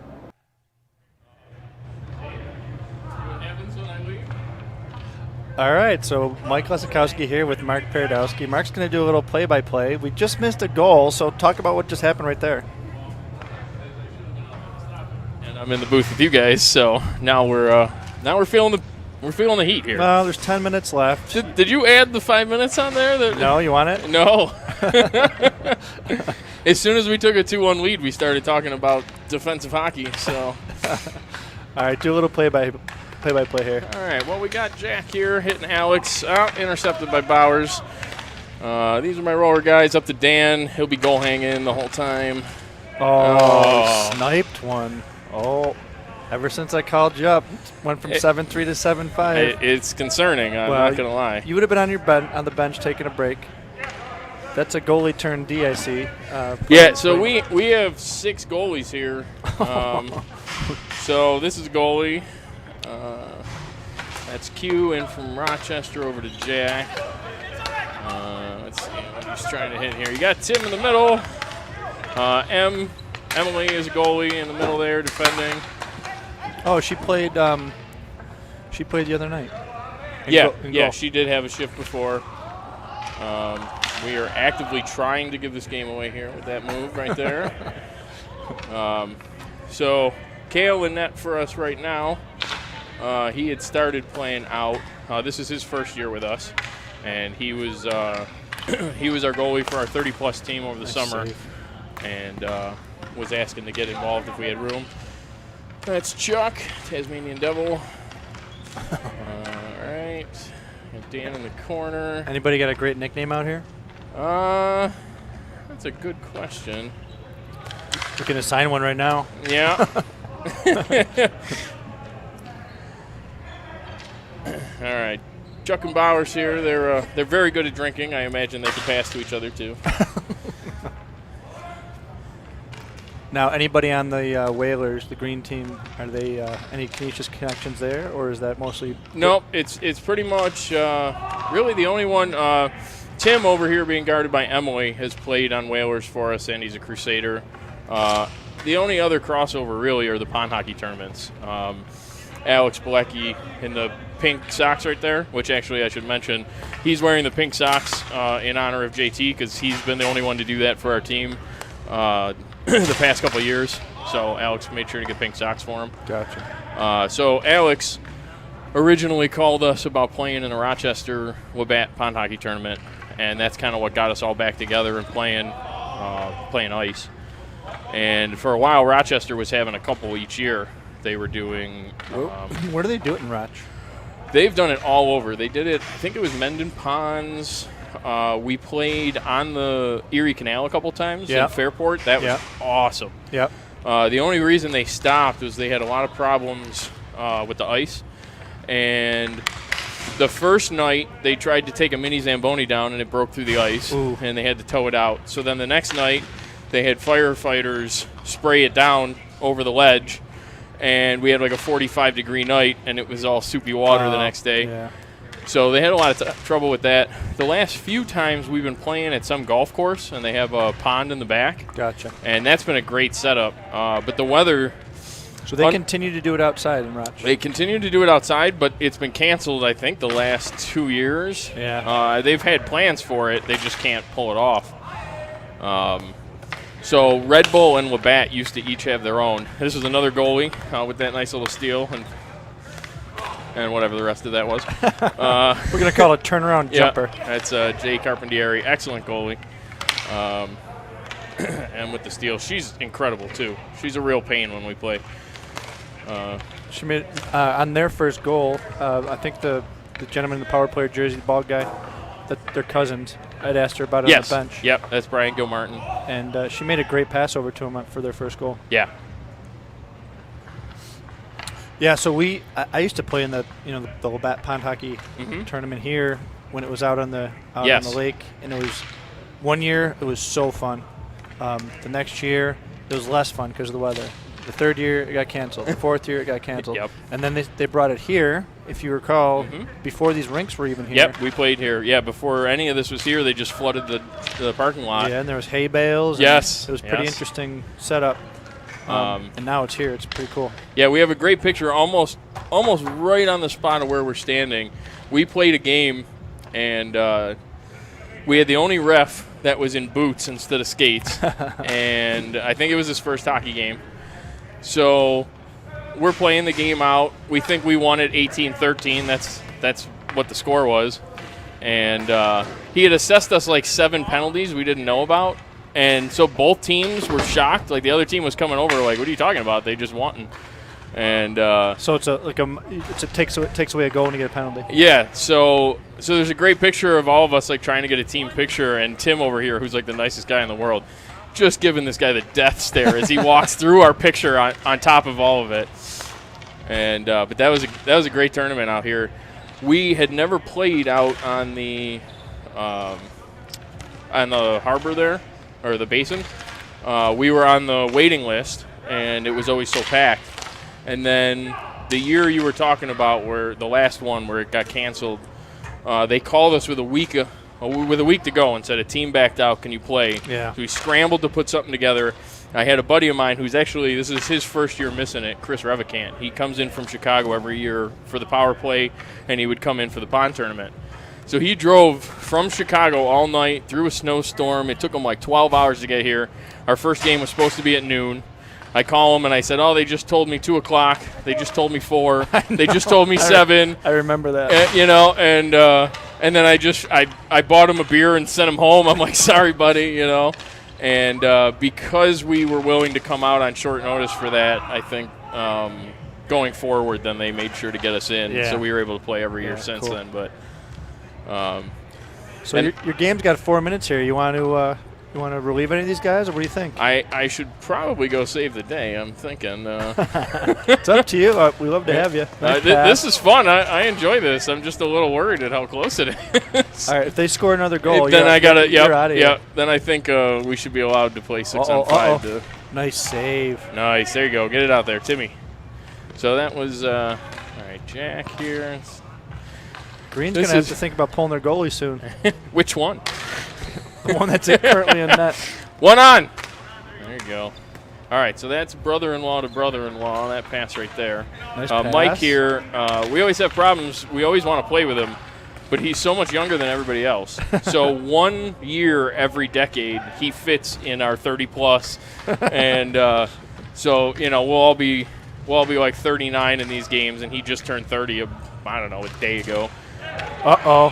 Crap. 7-6. Yeah, I think they need some help here. All right, buddy. All right, I appreciate this. This is fun. All right, Mark Perdowski going to save the day.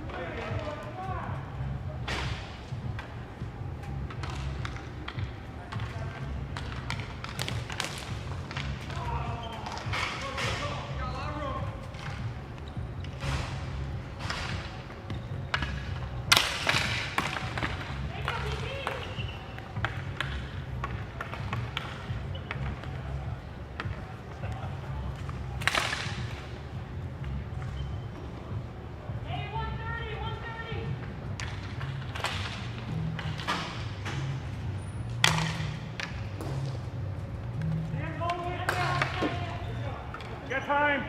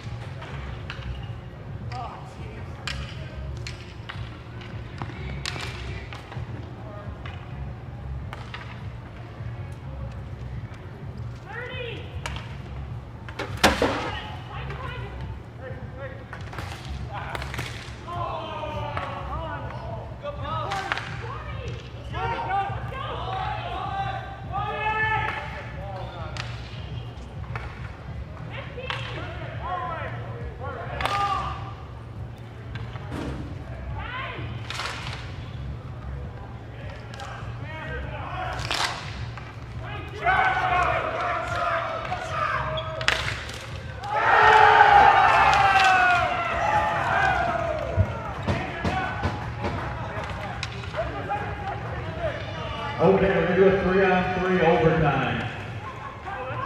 That was unbelievable, I must say.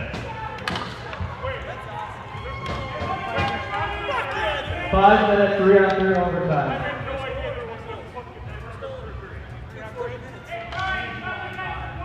As many as you can get in 5. Okay, so not sudden death. No, sudden death. Sorry.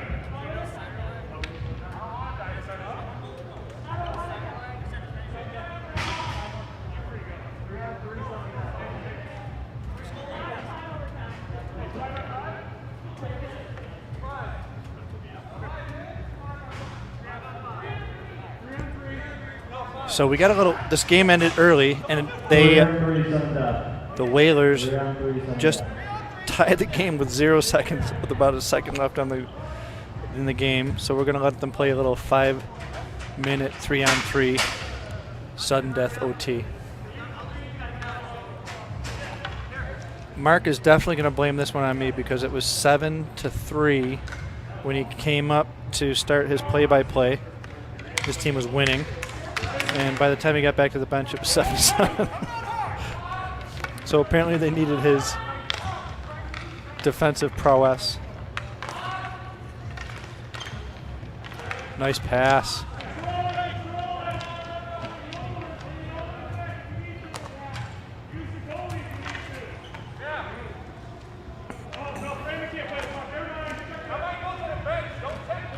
Whalers.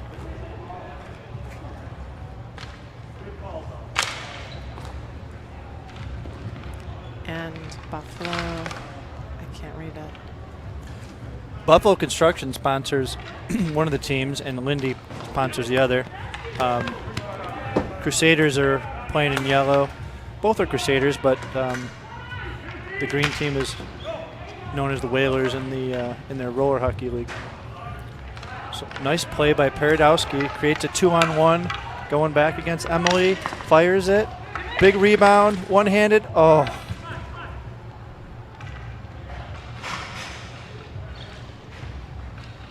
Quite a few. Oh, nice play by...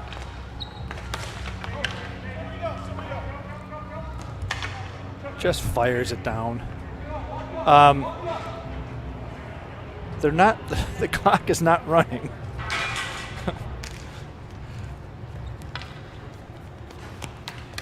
I'm gonna tell somebody to run the clock.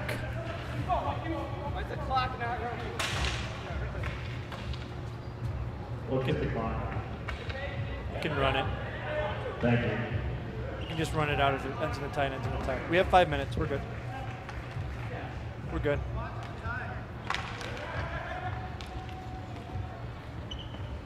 Might be under protest. The clock didn't start right away. Luckily, nobody scored. Around the net. Tries to jam it in. Oh, good back check. Dude in purple for the pink socks. All right, they're going to do a reset. Over to Emily. She's going to go harder than that. She sees her cousin. Looks like she's going to fire it. Oh, good shot. Good save. Oh, that's a giveaway. Good D. Fans in the stands. Brought to you by Amy Lisakowski.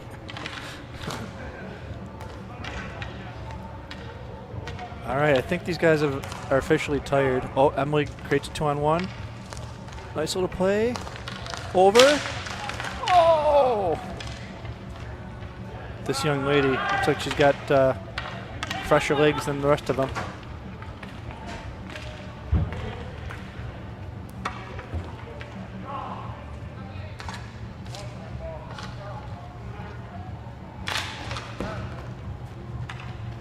Three minutes left in OT. Not a lot of chances.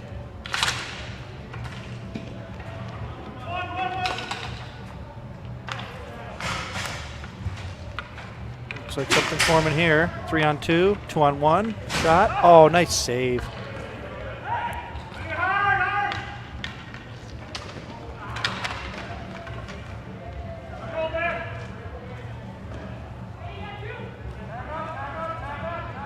I gotta say, running is not the easiest thing if you're not used to it. Running up and down the rink here.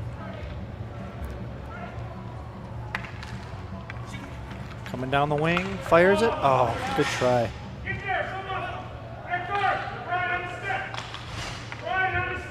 Love seeing the wood sticks out here.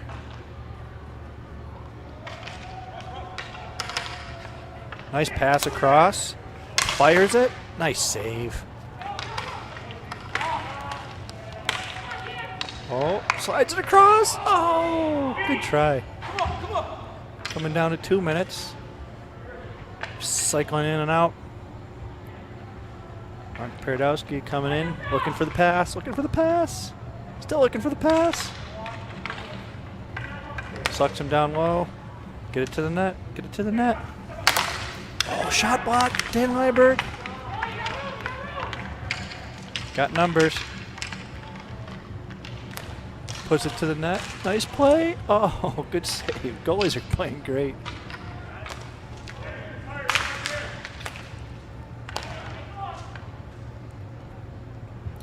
Ryberg's going to fire it from center ice. Oh, that's a nice play. No goal. Blow the whistle, ref.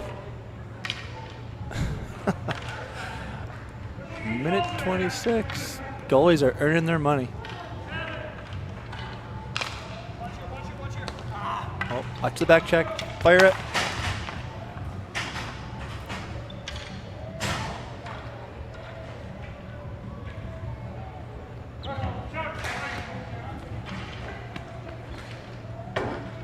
Clearly, these guys are getting teetered out from all the running.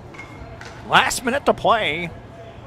It's regulation in overtime. Somebody go, go. Yeah. Yep.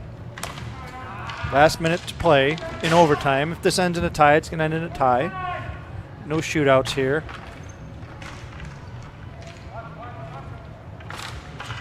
Yellow team's threatening. They got a power play in front of the net. Puts it out. Nice try. 30 seconds. Alan needs you. Alan needs you.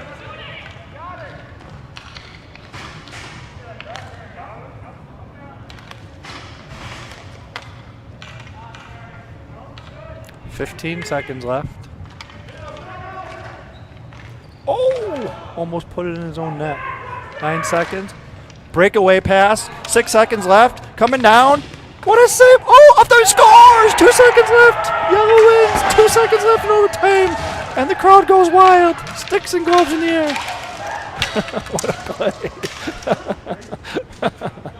What good action. Good action.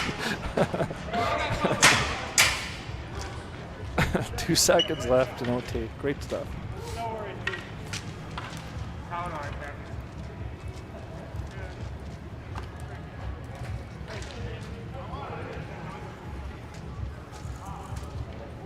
Yeah, I thought we were going to switch goalies at one point.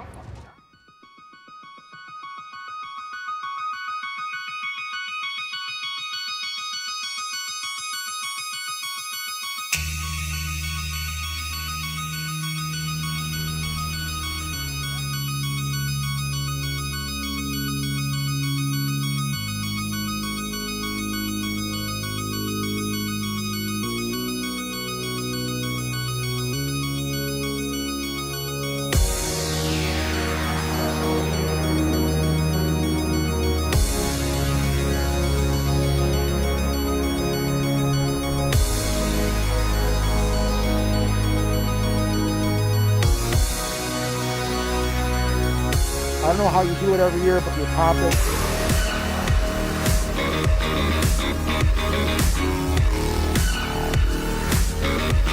When you see a familiar face, it makes you want to keep playing harder.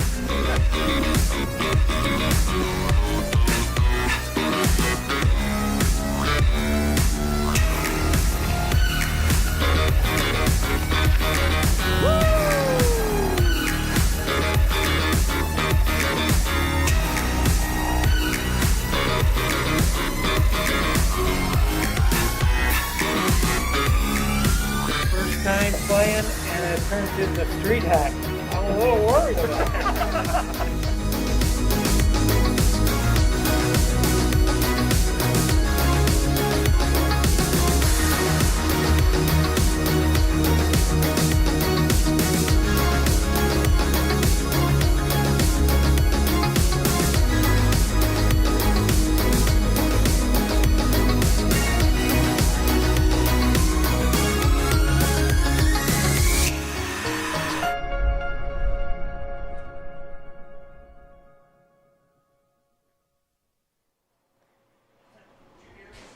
Welcome. We are back at the 11-day power play. It's a beautiful night downtown at Riverworks, and we just had an awesome game. Yeah, Mark Paradowski's team and versus Dan Lieberg's team. It was so I invited Mark up to do a little play-by-play. His team was up 7-3 while he was playing. It ended up being 7-6.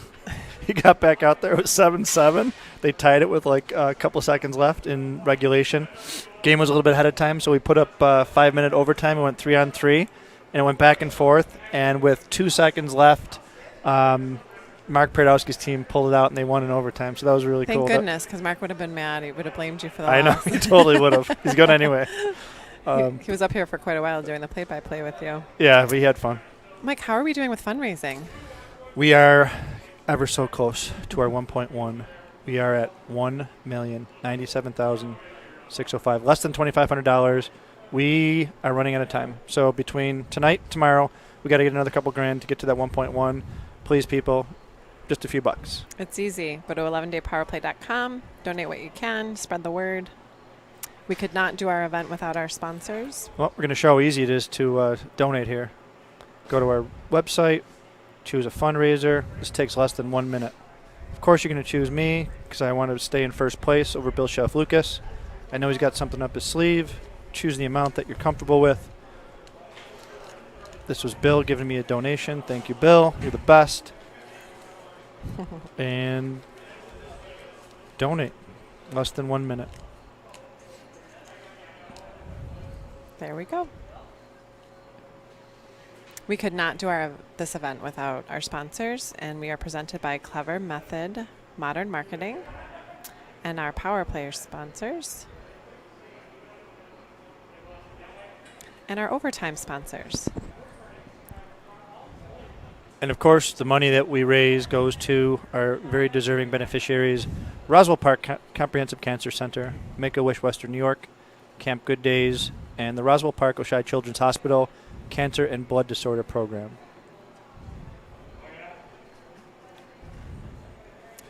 Earlier today, I caught up with someone is part of a family that's been very near and dear to us, the Chase family.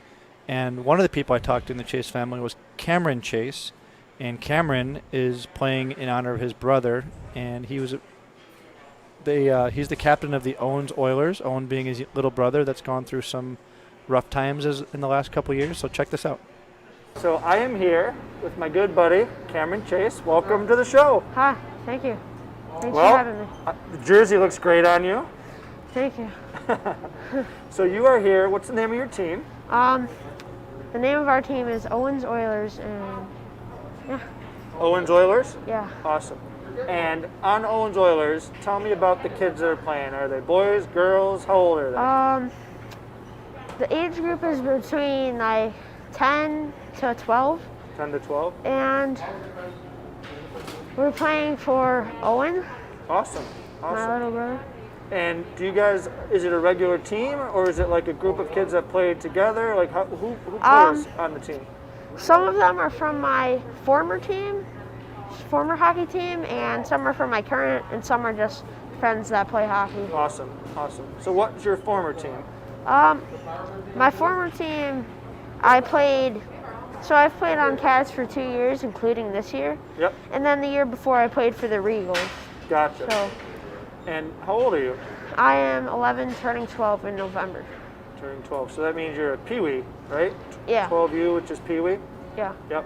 And did you say you're going to play on Cavs this coming year? I played on Cavs last year, and this year would be my second year. Awesome. And you guys play out of Cavs Rake in South Buffalo? Yes. You guys are a tried and true South Buffalo family. And do you know that your dad and I know each other from a long time ago? Yep. I made him look good because I was a defenseman and he was a goalie. So I would just never let anybody shoot so that he would get all the credit for all his shutouts. Did he ever tell you that? I didn't think so.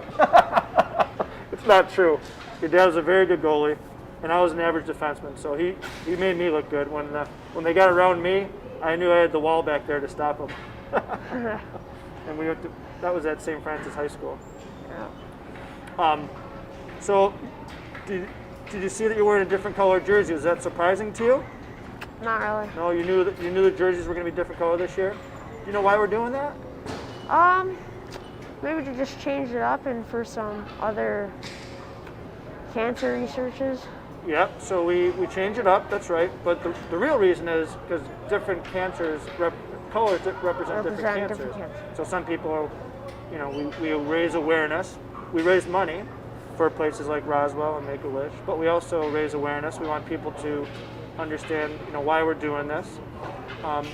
And speaking of which, can you tell us, like, what's the real reason? What's driving you to play in the 11-day power play?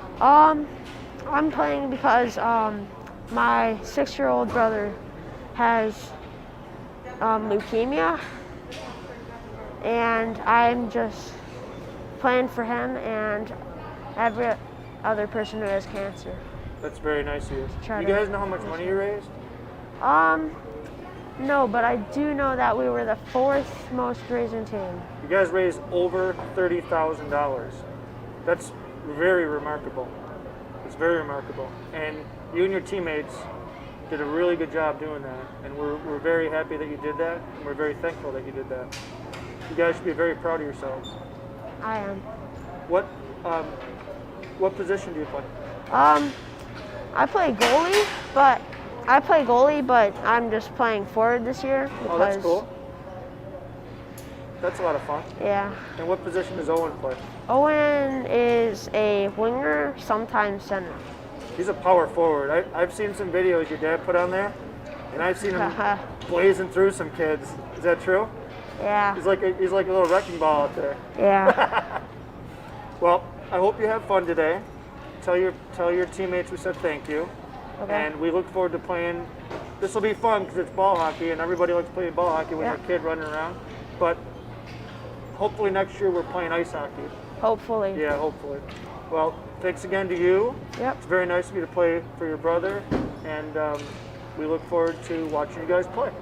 All right. All right, have fun. All right, thanks.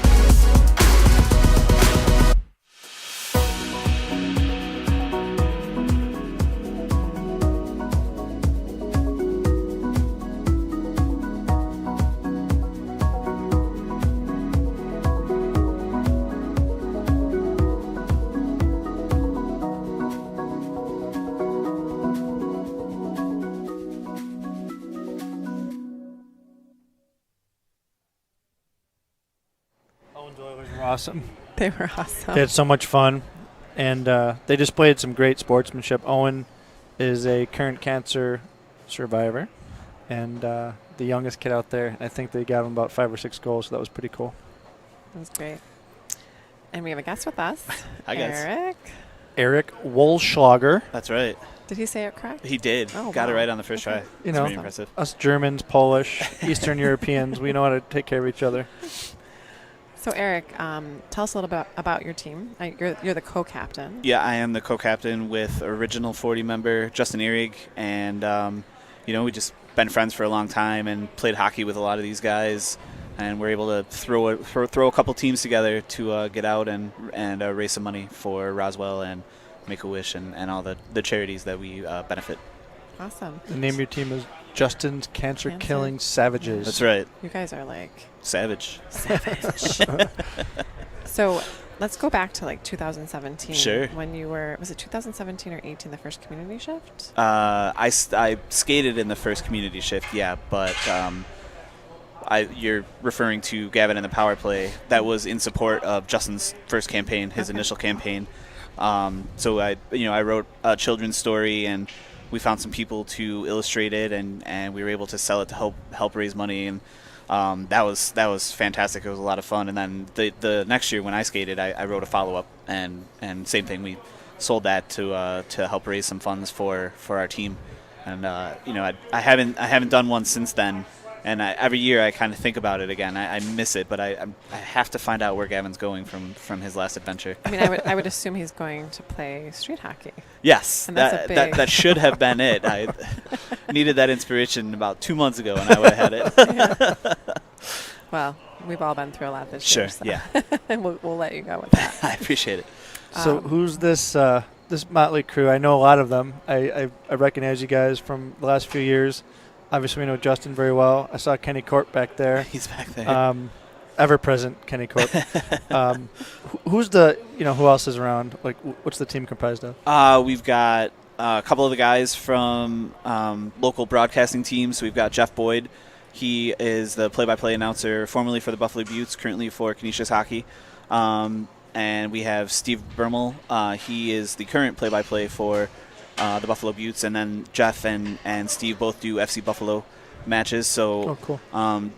their silky smooth moves translate to some silky smooth voices, and then Mike Pinelli, Ben Garvey, Lou Moscato, just as you mentioned, a motley crew. We may have to grab one of the play-by-play guys. We need a little help with play-by-play because everyone's the number 11. Yes. And we don't know them personally. So we had Mark Paradowski step in the last game to help us with the play-by-play. It's a broadcaster's nightmare, legitimately. We had a good talk earlier in the week with Dan Dunleavy from, he works with the Sabres, and Amy was asking for some tips. Yeah. We were doing that, and he was like, good. Dan, help us. The detail, that was pretty interesting because he was talking about knowing obviously left, right shot. Sure. The way a particular player tapes his stick or his skates, or the way he wears his helmet. So he's like, sometimes you just need a quick visual cue. Yep. Because you don't want to break in your dialogue. I thought that was pretty cool. Yeah. And that was and those guys are obviously top-notch professionals. Of course. Yeah. So there was a golf tournament a few weeks back. There was. And Eric was invited. I was invited, and I was unfortunately unable to attend, but I am prepared to repeat my performance and attend next season. The reason you were asked to attend is because you raised a bunch of money. I did. Yes, you did. And, that's important to note. Huge thanks to everybody that contributed. I just put it out there as much as I could, and people answered the call, and much appreciated by myself, obviously, but just happy to help out. Yeah, well, lucky you didn't because you'd been playing with me. But we had a blast. It was a gorgeous day. Our friends from Uplifter were there all day. Uplifter Video, they were there all day. They had the drone going, and it was just it was an 80-degree day, sunny. It was gorgeous.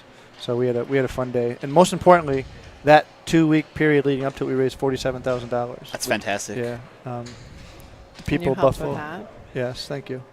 Eric, is there? Everyone plays for for a lot of people. Is there anyone in particular that you play for? We lost my father-in-law, Bob, just over 2 years ago, and he was who I skated for in my first shift. He was going through treatment then, but then since then, my mother-in-law, his wife, has contracted lung cancer, and she's in remission now.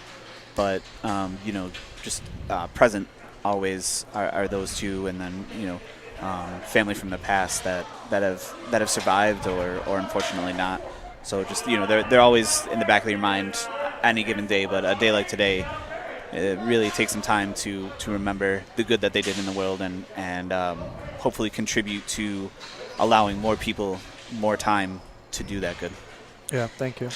Have you been here earlier this week at all? Were you familiar with the jersey concept? I have seen on the internet, and I think it's fantastic. And it makes for the videos, the color contrast is amazing. It's a lot of fun. Obviously, a really amazing way to highlight certain things that you might not think of. My family has dealt with a lot of lung cancer, but tonight we're playing for two totally different cancers. So. Right. Well, your boys are out there lining up, warming up. It's warm-up time. And Eric's out there. I can see him calling you. He's not playing goal, is he? He's not. That's good for you guys. Or maybe bad. Well, thank you very much. Thank you for your really great efforts fundraising. Thank you for participating 3 years. Thank you for writing the 2 books, and we look forward to having you as part of this event for years to come. Thank you guys. I can't wait, and I can't wait to bring my son in when he's old enough to. Awesome. Thanks, Eric. Thank you, Eric. So today I was able to meet with Shoshone Dentise from the Greenfields, and she's a great lady who's super involved in the 11-day power play. Hi, Shoshone. Thank you so much for joining me today, taking time out of your day. Tell me a little bit about, who you are and why you are involved with the 11-day power play. I am the executive director from Greenfields, the Niagara Lutheran Health System, and I am also a board member. Super excited to be part of the 11-day. This is my 3rd year in a row as both a sponsor and helping to promote our team at the Greenfields. What does it mean to you to be able to come out here this week? You've been volunteering and you've been a part of it. It's amazing, to tell you the truth, and I think I just said, hockey will find a way. This is such an incredible event to be a part of, and in fact, I would say it's probably beyond an event at this point. I feel like I'm part of a movement, a bigger picture. And it's just been amazing to see what you guys have been able to do, what we've all been able to do together, to work together as a community, as a team, to make this event happen this year, despite some of the most formidable challenges. It's never been safer, cleaner. I can tell you Riverworks has never been cleaner. And it's just been incredible to watch the community rally around this year throughout the pandemic. So Greenfields has been a part of our event for 3 years since we started the community shift. How important is it for corporations in Buffalo to be a part of our event? I think it's critical. And I can tell you, as a sponsor, it's really important to the constituency which we serve, not just our residents and families, but to our staff members too. There are people on our campus who are living with cancer. And there's no lives that are not impacted by cancer. So not only does it give us a chance to give back, to support them, to advocate for them, it's just an incredible thing to be a part of. So tell me a little bit about the Greenfields team that played earlier this week. Well, we are blessed to have an amazing team led by our captain, Matthew Schobert. 3rd year in a row, the Greenfields has had a team. We've taken full ice for the last 2 years, which has been really exciting. But it's really a nice opportunity for not just our staff, but their families to get involved and participate. And it's such a fun and exciting event. When they take to the ice, the energy is it's palpable. Like the energy coming off the ice or the rink, whatever it may be. It's just, it's an incredible experience for all of us. And even with street hockey, they were still excited. They still came. They showed up. We still had 30 players, and it was just, again, a great opportunity. They played with their families. Their families came and watched from where they could at Riverworks, supporting local business. And even though they didn't have the spectators that they had last year, the energy did not diminish. What did you think about the fans in the stands this year? We added that because we couldn't have spectators. I love it. In fact, the only thing that I'm disappointed is that I didn't get my picture up there. We did come up with that idea pretty late in the game. We weren't quite sure where we were going to be this year. But that's really been great to see the messages to the players. I've seen players taking their picture in front of it. Anything else that you want to say, Shoshone? I would just encourage people, if you're not familiar with the 11-day, to get involved, to be a part of it. I think, people don't realize it's not just an event. It really is a movement. And when you have a committed group of people, which never underestimate a committed group of people, that can take adversity and transition that into success despite all of these challenges, I mean, that's exciting to be a part of. There's something to be said for that. So, if you have an experience, I would encourage anyone, to learn more about the 11-day, to get involved and be part of the fight. Well, thank you, Shoshone, and thank you to Greenfields for supporting us for 3 years now. We hope you're with us in future years, and thanks for coming out today. Thank you. I can't imagine not being part of the event. Love it. Select photos from the first few days of the 11-day Power Play Big Save, and the photos were made by Mary Brennan, our good friend Mary.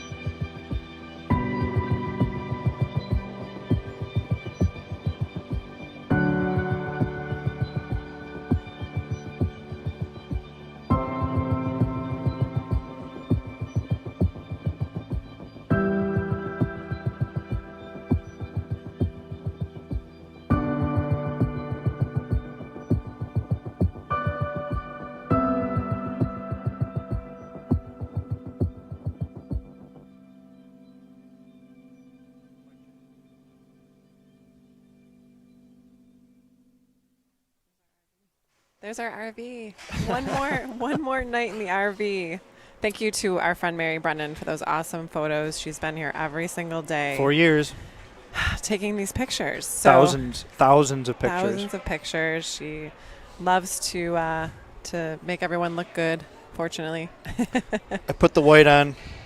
Mom's birthday today. She died of lung cancer, so white's lung cancer, so I figured I'd spend the rest of the show in honor of Mom. Earlier, I talked to both Cameron Chase and Mike Chase, and you saw Cameron's interview. Here's Mike's interview. I'm here with my good friend Mike Chase. Mike, welcome. Thanks for having me. Well, we've been through a lot together. You've been through a lot. You and Colleen and your family have been through a lot last couple of years. Yeah. I saw Owen a minute ago. He looks great. Yeah, he's doing wonderful. His personality's shining through. Yeah, as always. Yeah. So I know we've had this conversation, and maybe just real quickly talk about what how Owen is and what he's gone through the last couple of years. Well, almost 2 years ago, Owen was diagnosed with acute lymphoblastic leukemia. He was 4 at the time, and at that point, we really didn't know what we were in for. Yep. You hear horror stories. When you think of sick kids, you think of really, really sick kids. And from day one, we were welcomed with open arms at Oshai Children's Hospital. Within a few weeks of getting our bearings together, we were assured that we were in the best hands between there and Roswell, and that the outcome was very, very highly likely that he was going to come out, as good as he went in. So everything looked positive. Everything was always positive. Awesome.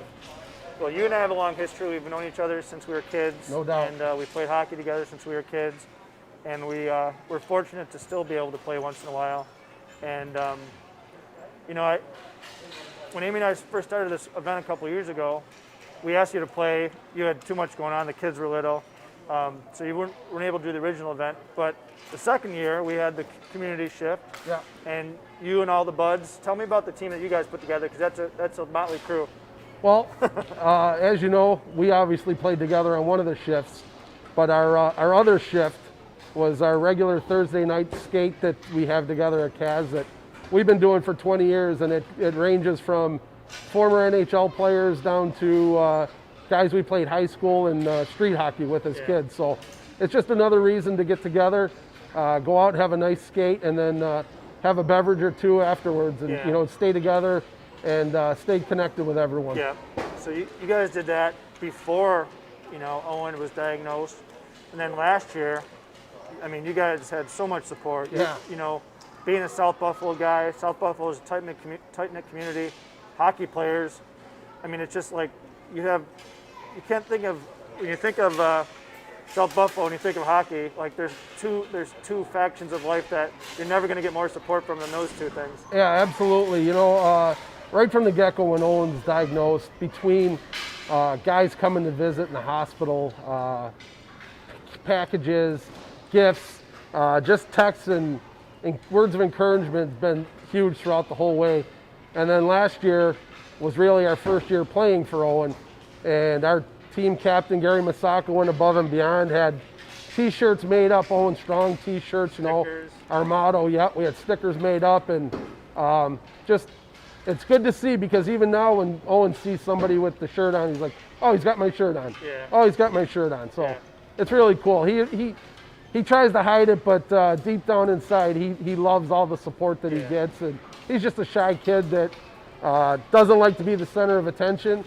But once you get to know him and once you see him out here, you're going to realize that he's a regular kid. Yeah, as I told Cameron, I saw some videos you posted of him playing at West Seneca.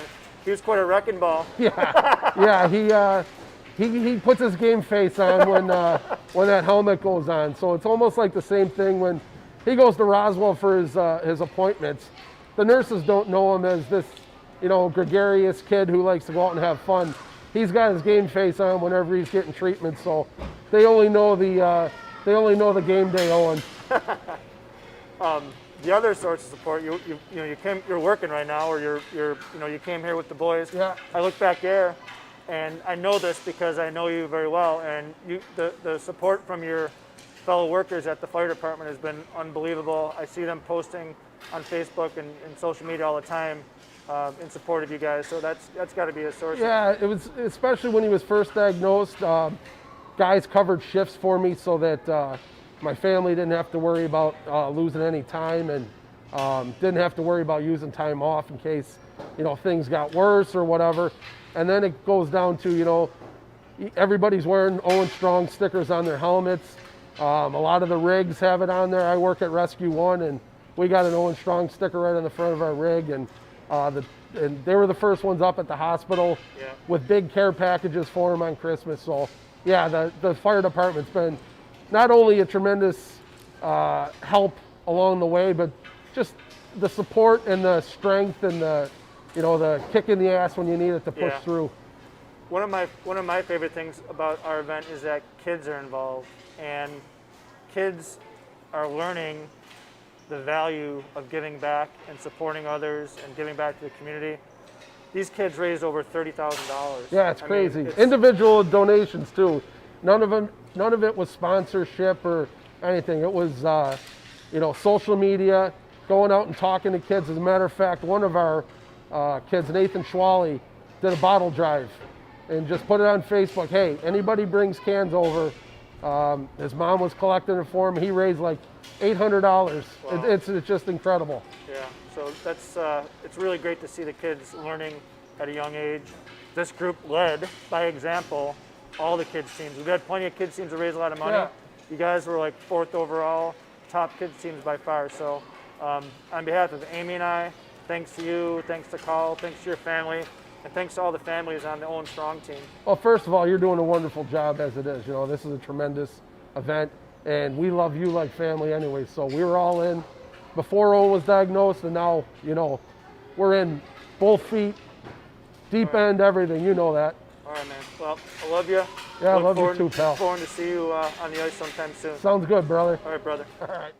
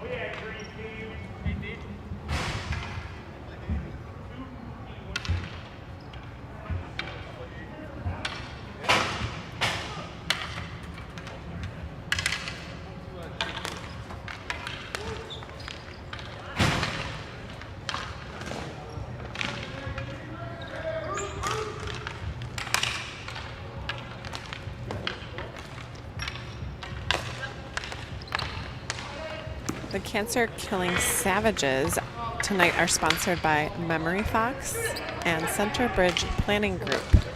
Thank you for your sponsorship and always supporting our players. Tonight, the game is 2-1. And we are only 10 minutes into the first period.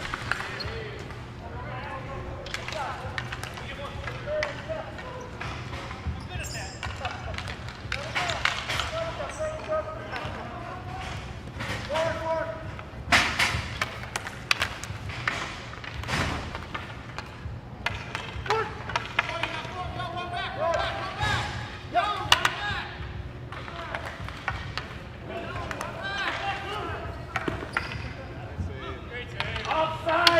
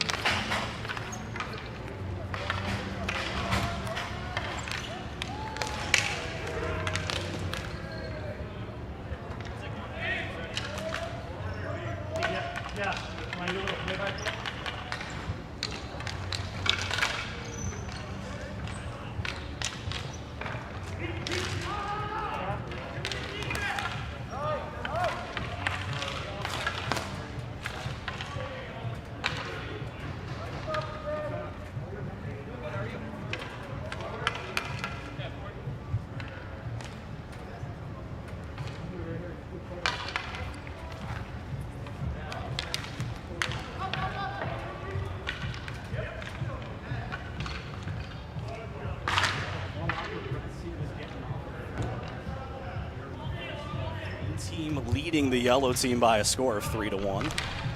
First goal I saw Pat Ballantyne put in. Pat's coming to his own here in 2020. I think ball hockey might be his thing. Here's my usual hockey color commentator, Eric Walschlager, with the puck. This is quite a role reversal. I've never called him on the ice. Dumps it into the corner. Played around by Londos, back behind on the far side.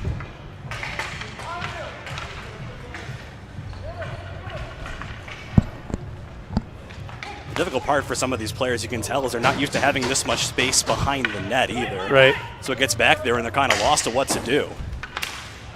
Played off the boards and knocked ahead into the yellow zone. Yellow's had some good looks early on. Shots pretty even to this point. There's a shot by Escobar that gets lost in the pads. He fishes it out.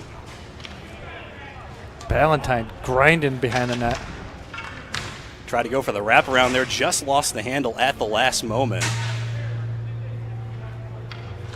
One thing I've heard the chatter on the bench, over on the green bench that I've heard so far, is that players were not necessarily ready for how tired they were going to be after their first couple of shifts, which really puts into perspective. You see Justin Ehrig out there on the yellow team, one of the team captains here, one of the original 40 players, what those guys went through that first year, playing 4 hours out of every 12. We're out there tired after 14 minutes. That's a whole different ballgame. It's a nice stretch pass on the far side. I'm going to go on record saying we definitely could not do 11 days of ball hockey. No, again, with the warm weather outside, a little humid, a little muggy out here at Buffalo River Works today. Better than the storm they were predicting maybe, but... A little breeze, though, helps. A little breeze helps.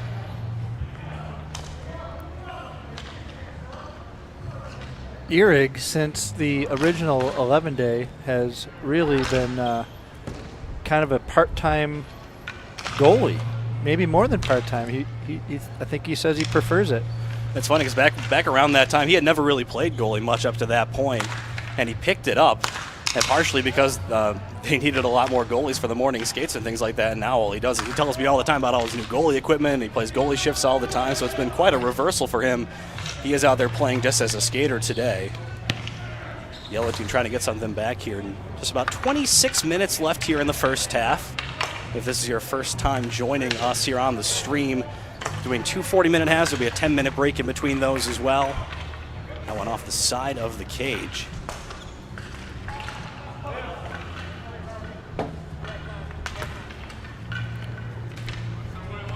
So Justin's Cancer Killing Savages, brought to you by Memory Fox.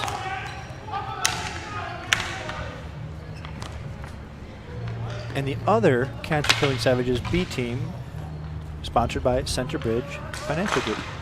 Being the B team is really a state of mind here for all of us. I think this might be B and C. It may be. Rocking these nice new green, white uniforms on the one side, yellow and blue on the other side as well. Styling and profiling here on a Saturday night. What do you think of the color combos this year? I'm really enjoying the green and white. Nice nod to the Buffalo Irish heritage as well. And the yellow blue, of course, if on the hockey side, very Sabres-esque as well. Team Sweden. It is very, very, very Daniel Alfredsson vibes with a gold and blue number 11 jersey. Here's Scott Escobar, who had the third of the 3 green goals to date. Throws that one across, gets a little bit lost.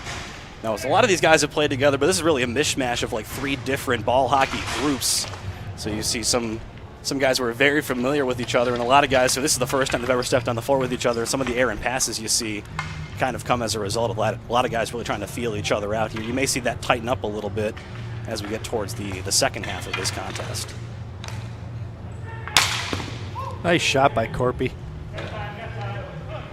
Ken Corpin, original member of the 2017 World Record Game.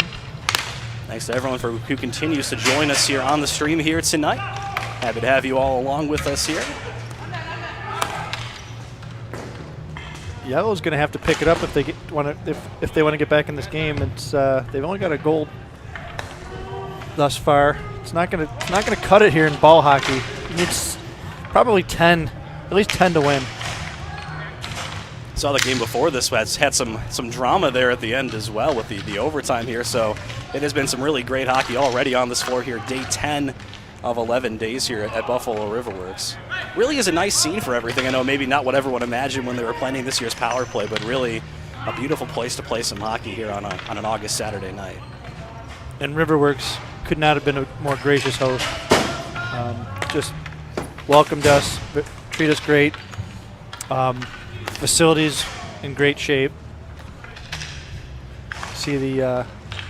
There's a good look there for Steve Stabell on the back door. Just taps it wide. Both Steve and his father, Barry, who's out there right now on the right side defense here, members of the green team on your screen here.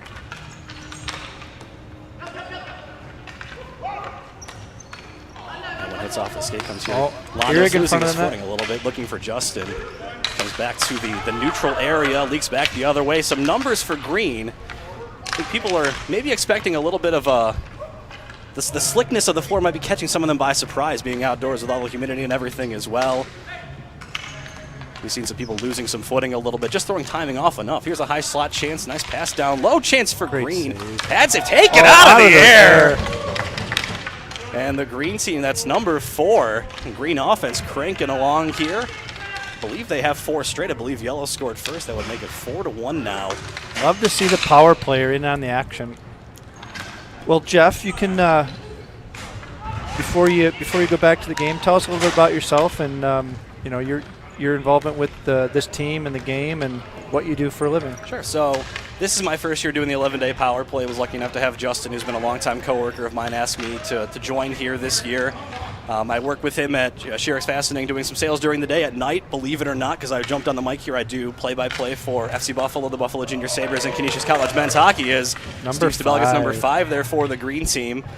The fight is very personal for me. I mean, everyone has someone in their life. I lost my uncle to cancer a couple of years ago. He was a really big influence in my life, and it means a lot to me to get the chance to come out here and raise some money and do something so that other people don't have to go through what myself and my family did over those last couple of years, and it's been a great opportunity to be here, and thanks so much for having me on the broadcast as well. Yeah, thank you. I'll let you get back to the game.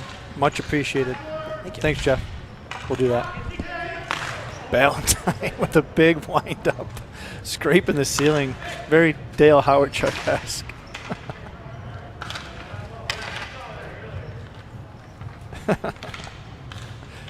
Jeff Boyd, what a voice. The golden throw to the Buttes.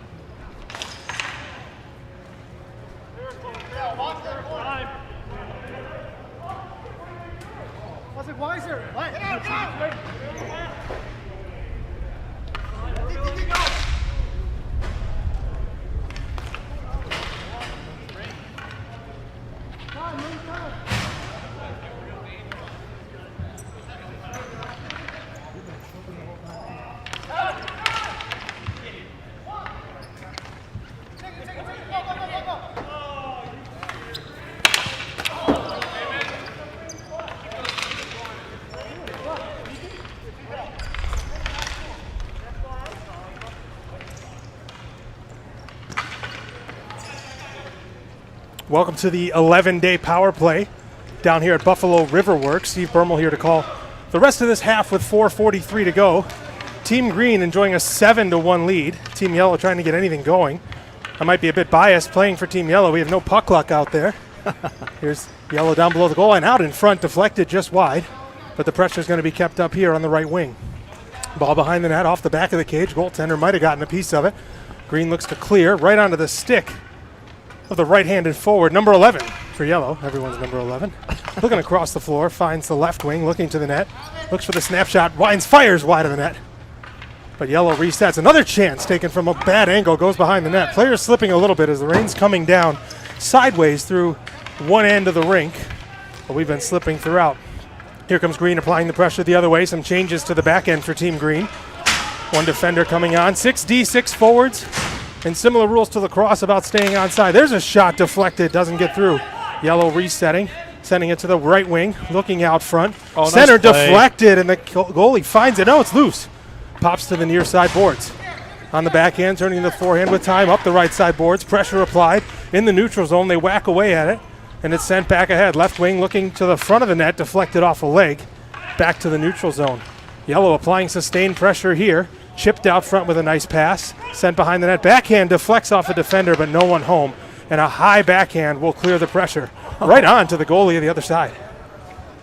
Well, I'm not sure how to solve this Green goalie, Steve, but something's got to happen. Yellow just can't get enough pressure. Yeah, we were looking to get more shots to the net. The problem is a lot of our shot attempts didn't get to the net.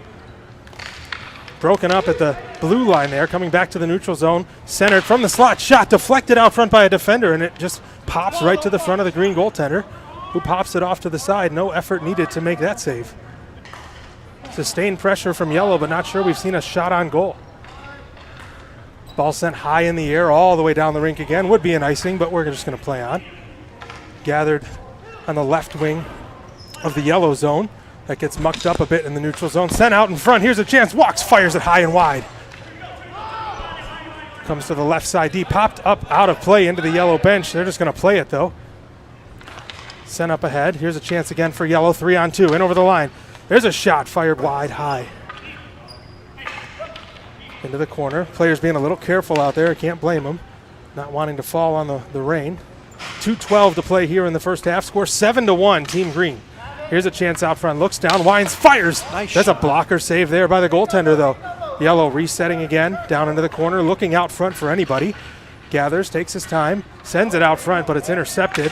Some pressure applied right to the right wing, though, and carried up to the neutral zone on the backhand. Great pass to the neutral zone, side to side. Brought in on the left wing with a little bit of speed. Not many guys out there with legs left, but we see some pressure here for Team Green. Sent out front on the backhand, gets away from him, and here's a chance for Yellow to break out, and they do. Right wing, that pass comes off the boards, rolling to the right side of the Green goaltender. Yellow comes up with it behind the net. With time, tries to pull it to the backhand, has it there now, looking out front. Backhand sent out front, deflects off a leg.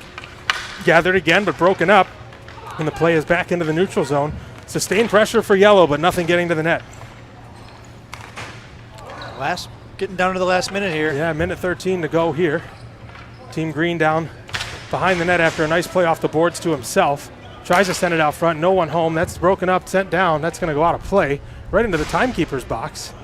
Drops it out, and we'll play on 1 minute to play here in the first half. Street hockey rules apply here. Green gets it, just like in the old street hockey days. Goes off of one player, goes possession to the other. Street hockey rules loosely applied, because I've seen plenty of balls out of play that just go to the team that knocked it out. Here's a chance for Justin, one of the original 11-day power players. Justin Eric with that shot. Has all kinds of time as he trots merrily behind the net to grab this ball. Looking out front. looking for his man. Can't find him, though. Good collapsing there by the Green defenders, all in front of their goaltender. And here's a breakout the other way down the right wing. That's a shot. Tried to go 5-hole, up in the air, knocked down. Ball still loose out in front. On the backhand, doesn't get through. Ball pops all the way down to the other end of the rink. There's Justin Eric giving chase into the corner. Very dainty run by I don't think Justin. that has anything to do with the water. I think that's just how he runs. Very light on his toes. Yes. There's a backhand out front. Nobody home. Great no-look pass there. I believe that was by Kenny Korp looking out front. 4 seconds to play here in the first half. Team Green will take a 7-1 lead into halftime here. Team Yellow needs to regroup here in the locker room. You're going to have to go to the locker room. Corpy, with this veteran presence, is going to have to rally these guys. Yeah. Between Erig and Corpy with their veteran presence, they're going to have to rally the troops because it's not pretty right now. We saw them trying to create something, but to no avail. We have an unofficial score of 29 saves on 30 shots for the Green goaltender. Completely unofficial. It feels like that, but a great performance there from Green goalie. Well, Steve, thank you for your time. Thanks for having me. Go have a picture with your team, Yeah. and thank you very much for participating. Thanks for having me. I appreciate it. See you, brother.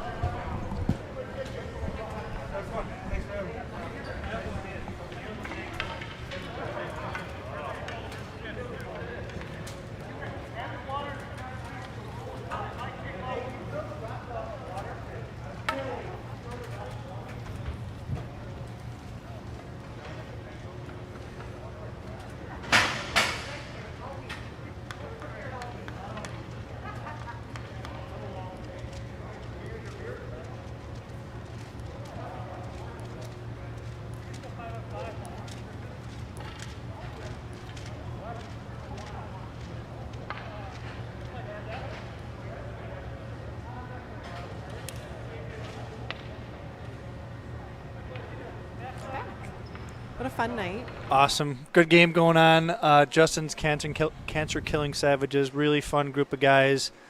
We had the opportunity, a couple of these guys call the Major League Soccer Buffalo team and also the Buffalo Buttes and the Canisius college hockey. So it's kind of fun to listen to them actually do play-by-play. That was a lot of fun. So tomorrow we have a lot of teams still coming in all day, and then starting at 5 p.m. tomorrow, which is different than what we've been tuning in for our live stream. Yep. 5 p.m. tomorrow, tune in. We have our 3 top fundraising teams playing against the Sabres alumni. Yep. And the former Buffalo Buttes. Yep. Do you know exactly who's coming yet, Mike? I know most of them. I think we have Coletta, Pekka, Baran, Peters, Jeff Peters, Timmy Kennedy. Did I say Baran already? What about Buttes? Then we have, we have Maddie Elia, Emily Janiga, I think Haley Shkamura, and Amy, the Goon Lesikowski. We'll see. Amy Maddie was very nice and invited me to play with her and the girls. Tomorrow I was out practicing today, but we'll see how I'm feeling tomorrow. I think we caught a little footage of that, you practicing and us playing a little bit. That would have been fun. We are kind of stuck. We got $2,400 to go to get to 1.1. I will be blown away if we can't raise $2,400. We'll figure out a way. But please, if you can spare a few dollars just to get us over that hump, that would be great. And don't forget to tune in tomorrow night at 5 p.m. on our live stream here. And we'll have a ton of player interviews, Sabres alumni interviews, along with our Buffalo Buttes. So 5 p.m. tomorrow night, Sunday. It'll be our last day. This is our last night in the RV. The boys from Uplifter are going to be happy to see us go. That's not true. Lastly, happy birthday, Mom. I love you. Have a good night, everyone.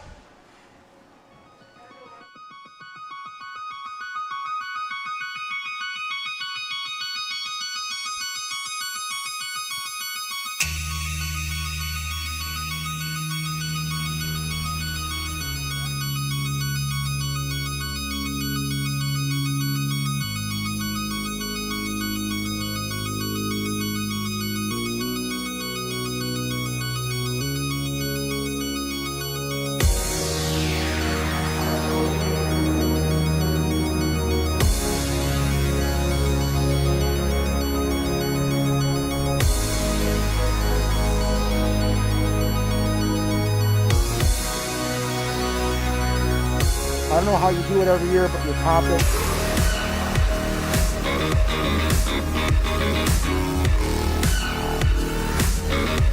When you see a familiar face, it makes you want to keep playing harder.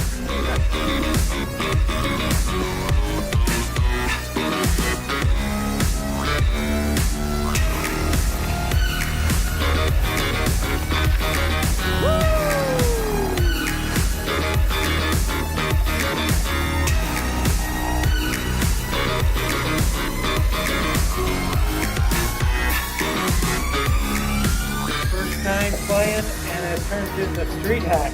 I'm a little worried about that.